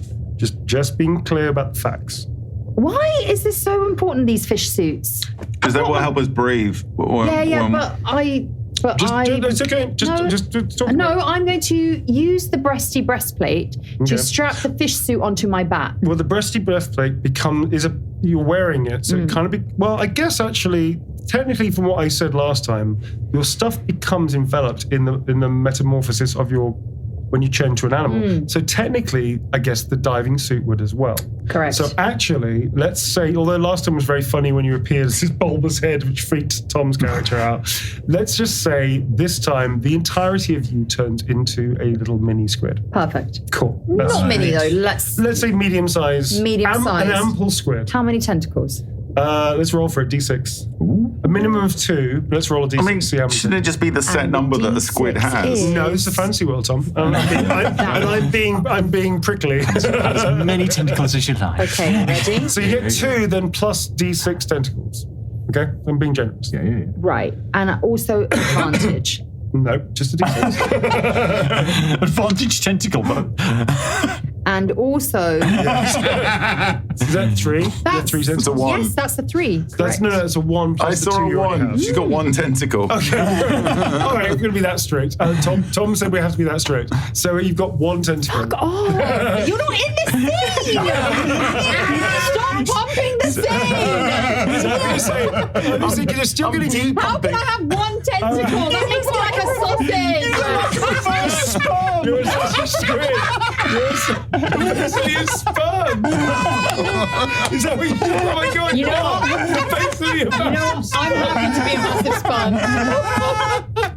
I'm actually more than happy to. This is so I'm much funnier. gonna go and fucking fertilize some jellyfish now. So your squid, which unfortunately has only 1 tentacle, That's fine. now looks like a massive sperm. You know what? Appearances don't matter. Because you're level 2, you still haven't quite got the hang of this thing, because you have to picture in your mind the animal you wish to become, let's say, and that's how you sort of instinctively, magically urge yourself and change into this creature. However, when you get into the idea of, I want to look like a squid, and you go, well, I guess when you think about it, squid kind of look like sperm, and you turn into a sperm, massive sperm. Fine. Let's say, oh my God, this is too funny. And then you wriggle your way out of the cage. Yes. Where now you are free. And you see in the distance, actually, I don't know how sperm see, but let's just say the sperm can see. You see in the distance the soda float which now has a very long queue of Sarquin floating near it, sort of peering round each other. A couple of them are nudging each other in the back, like, get a fucking move on. Yes, roll up, get your kelpsicles and other sea treats here. We've got, let me think. Pizzazz into it, man. You're not going to sell any popsicles like that. Salmon. Let me do it. Go on then. Ladies and gentlemen, step right up for the best kelpsicles this side of the ocean. Please roll a performance test. And I'm going to give you an advantage because you really are selling this well. That's how you get advantage. They're going to make a opposed check. Ooh, lucky I got advantage because that was a 2. This also they're making an opposed check for to see whether or not they can see through the charade. 14 plus 4, 18. Yeah, they got a 2. So actually, they're completely spellbound by this amazing ice cream truck, but they don't really know what an ice cream truck is. The best kelpsicles you'll ever see on this side of the ocean. Get into a nice queue, orderly queue, everybody, one at a time. I love your transatlantic accent. I love that. So they start going, what's a cube? They're obviously not English. You start wrapping them into what a queue is, and they go, oh, and they start lining up, and now they're sort of like, a couple of them are taking out some small shells of which they're going to pay with, I suppose, and they sort of, one of them's like going, get them out, and prodding the other one in the back, and the other one's going, oh, I think I'll have the, he didn't pick it before he got there. Thomas, get down. And everyone's get like, them ready. So we've just got like a kind of a bowl full of kelp. This is so stupid. I'm just sticking cones and just filling them with kelp. Yeah, so you just ram them into these cones, you stuff as much kelp as you can. Yeah. And then, so you now have a kelpsicle, whatever that is, yeah. Chocolate sauce on. Don't forget that. Really? Yeah. I guess you what still have about chocolate seaweed sauce? We didn't have time to make that. It's called waving it around a bit. Sprinkles, though. We got sprinkles. You got sprinkles. Okay. You got sprinkles. Yeah, Clym, that's you true. get the payment. Take payment. Okay, good. So like Clym in a little diving bell fish suit bounces over and goes, I'll kill you! That's right, money first. still doing the bad thingy. It's working. Okay. The guy goes, oh, the kelpsicle, and just hands a couple of shells towards Clym, which she grabs eagerly, and she tucks into a little net bag that you all have. And you hand over a kelpsicle. The Sargon looks at it and just looks like, what the fuck is this? And then just tentatively like takes a lick, and then another lick, and then another lick, and goes, You see that? Another satisfied customer. It starts freaking out. And then the other Sargons start really bunching up, nudging each other, like, get a fucking move on. Get into an orderly queue now. You realize you've got enough kelp and enough cones that you're going to run out at some point, but you could probably do this for a little while, yeah. Nice. So, meanwhile, so I was going to ask, now the fuck what? Yes. Don't worry, we got you back. All right. So, Mags, you can see all of this happen. Yeah. As your little sperm creatures, I don't know what you're doing. Hey, everyone! It's me, Bugs! what? Buzzing in the head. What? Buzzing. What? I don't think you can hear this. Okay. I'm just trying to work out how you communicate because you're not a suit. Now, my sperm... She's absorbed into the I might suit. be a sperm, but I'm It's actually a quite a big stretch. sperm. You are a big And my sperm. tail is very powerful. So actually, I'm making quite big progress towards the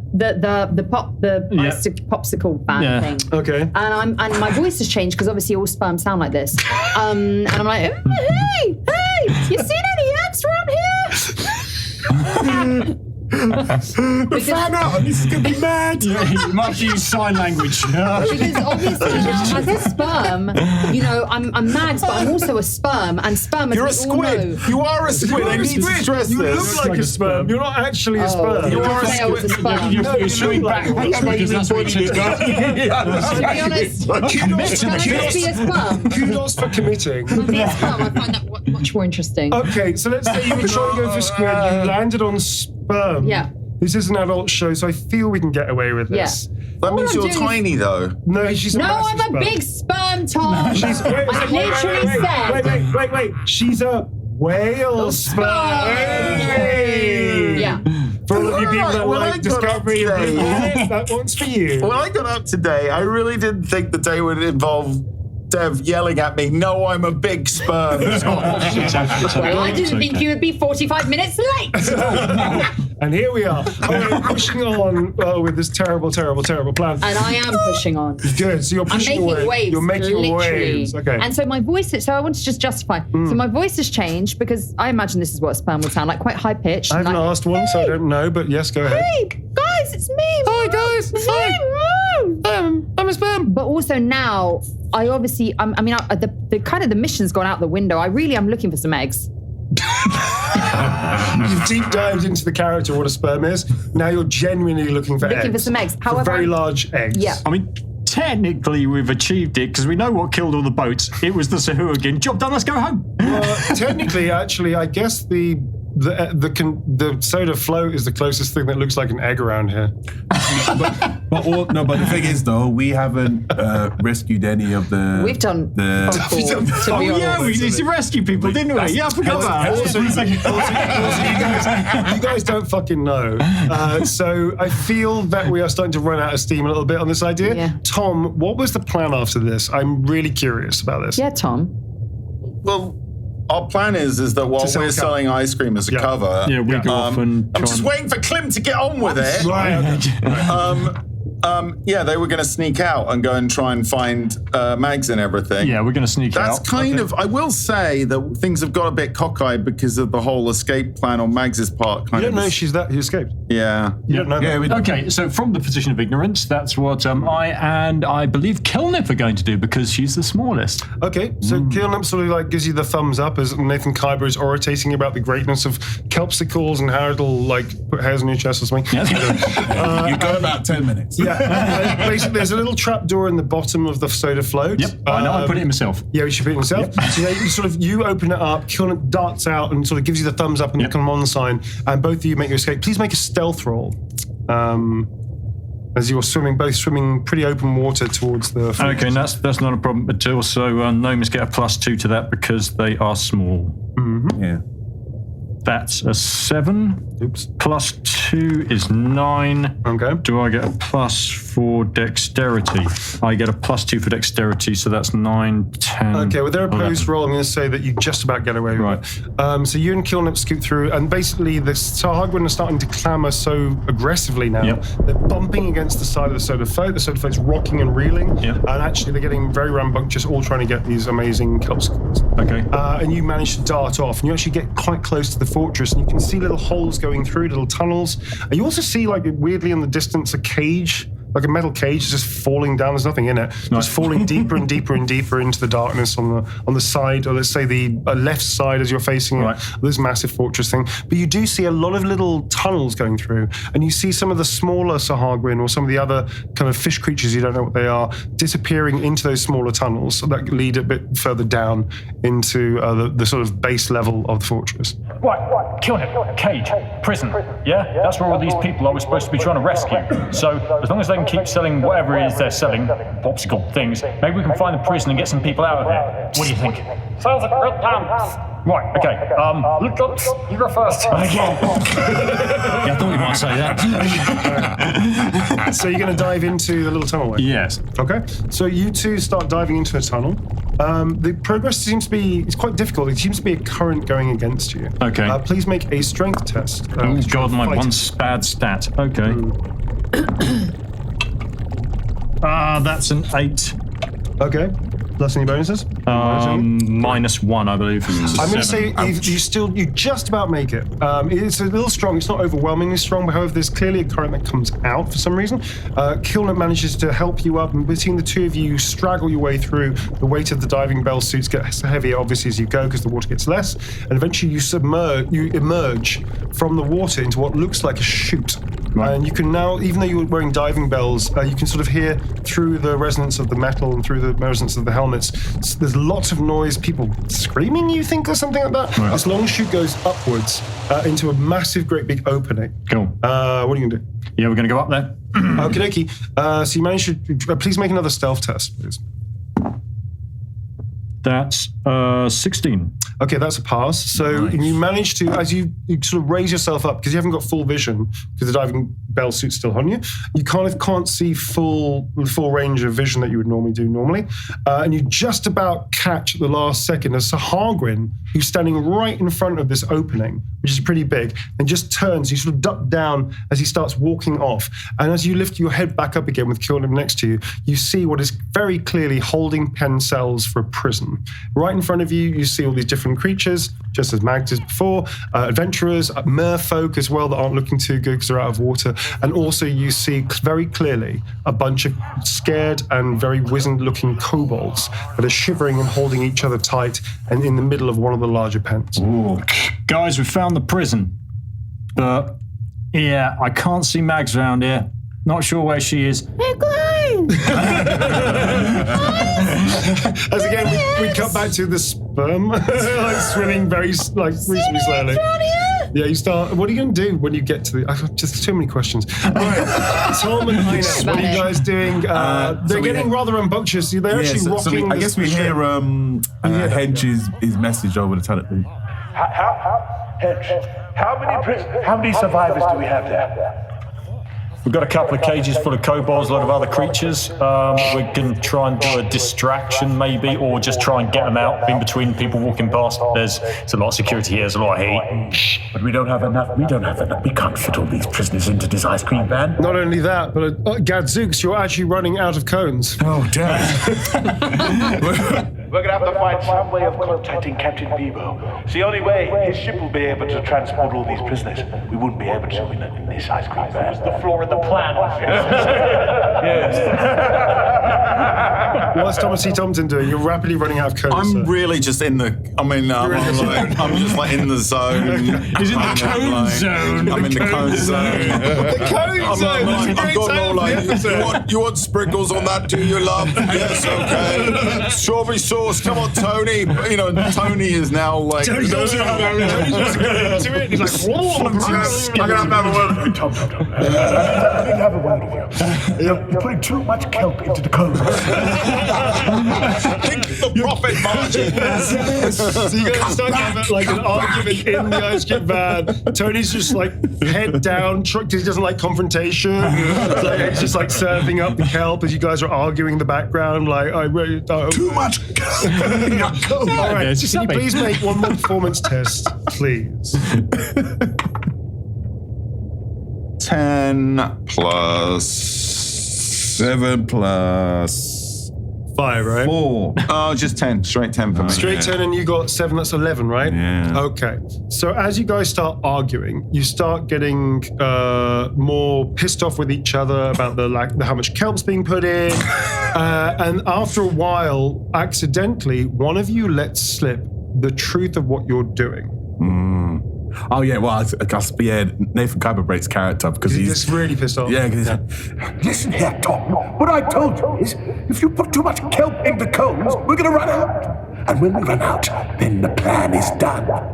At that point, you realize the tannoy system is still working, and you send all of this out, and you just hear this. Although you can't hear it, you feel silence descending on the Sahagwins that have now gathered around, all trying to clamor for these kelp cones. As one by one they stop and go. I've never seen an ice cream van before.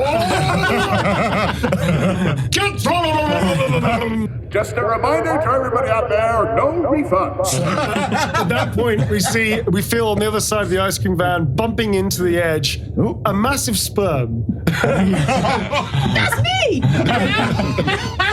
Guys, it's me, Mags! I know I'm probably supposed to help you right now, but I'm really desperate for eggs. I don't know what's happening. Oh my God, you're not drilling into the side of the ice cream. I am with my head. This is the most disturbing wild shape we've ever had. At that point, Sahagwin now circling the ice cream van and also the mag sperm. Sperm mags? Sperm mags? Sperm mags? I don't know what we call you. Just a sperm. All right. Just a sperm. The worst idea we've ever had. Just a sperm. That's the voice. Just a little sperm. I've got a big tail. All right. On that note of a big tail.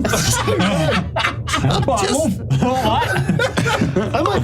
I just want want to fertilize. Let me fertilize your eggs. Really regret this episode. I know, it's verging on weird It's getting territory. weird, man. It's getting weird, dude. It's getting a little odd. I blame myself. About an hour and a half ago. At that point, Sir Hargwin goes, that's fucking weird. And they just circle all of you. At that point, the Tritons come out, their weapons are drawn, sharks are being called in by like sort of supersonic whistles or what have you, and holding the last kelp cone in his little meaty paw, Thomas E. Tompton turns to Nathan Kyber and says, It was an excellent plan. Well, that's Kelped It. Yay! That's it. All right, folks, on that cliffhanger of That's Kelped It, we're going to hold it here, and I guess you have to find out what happens next I episode. really hope we do get to rescue the kobolds at some point. That's kind of the plan I had. I'm trying. I'm really trying.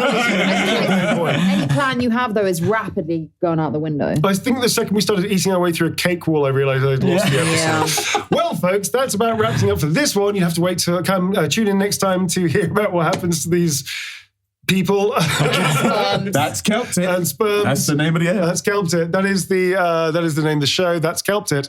Thank you very much to Pit Stop, for Jake, for not walking out halfway through this recording in sheer disgust at what we're doing. Appreciate you, Jake, for doing that.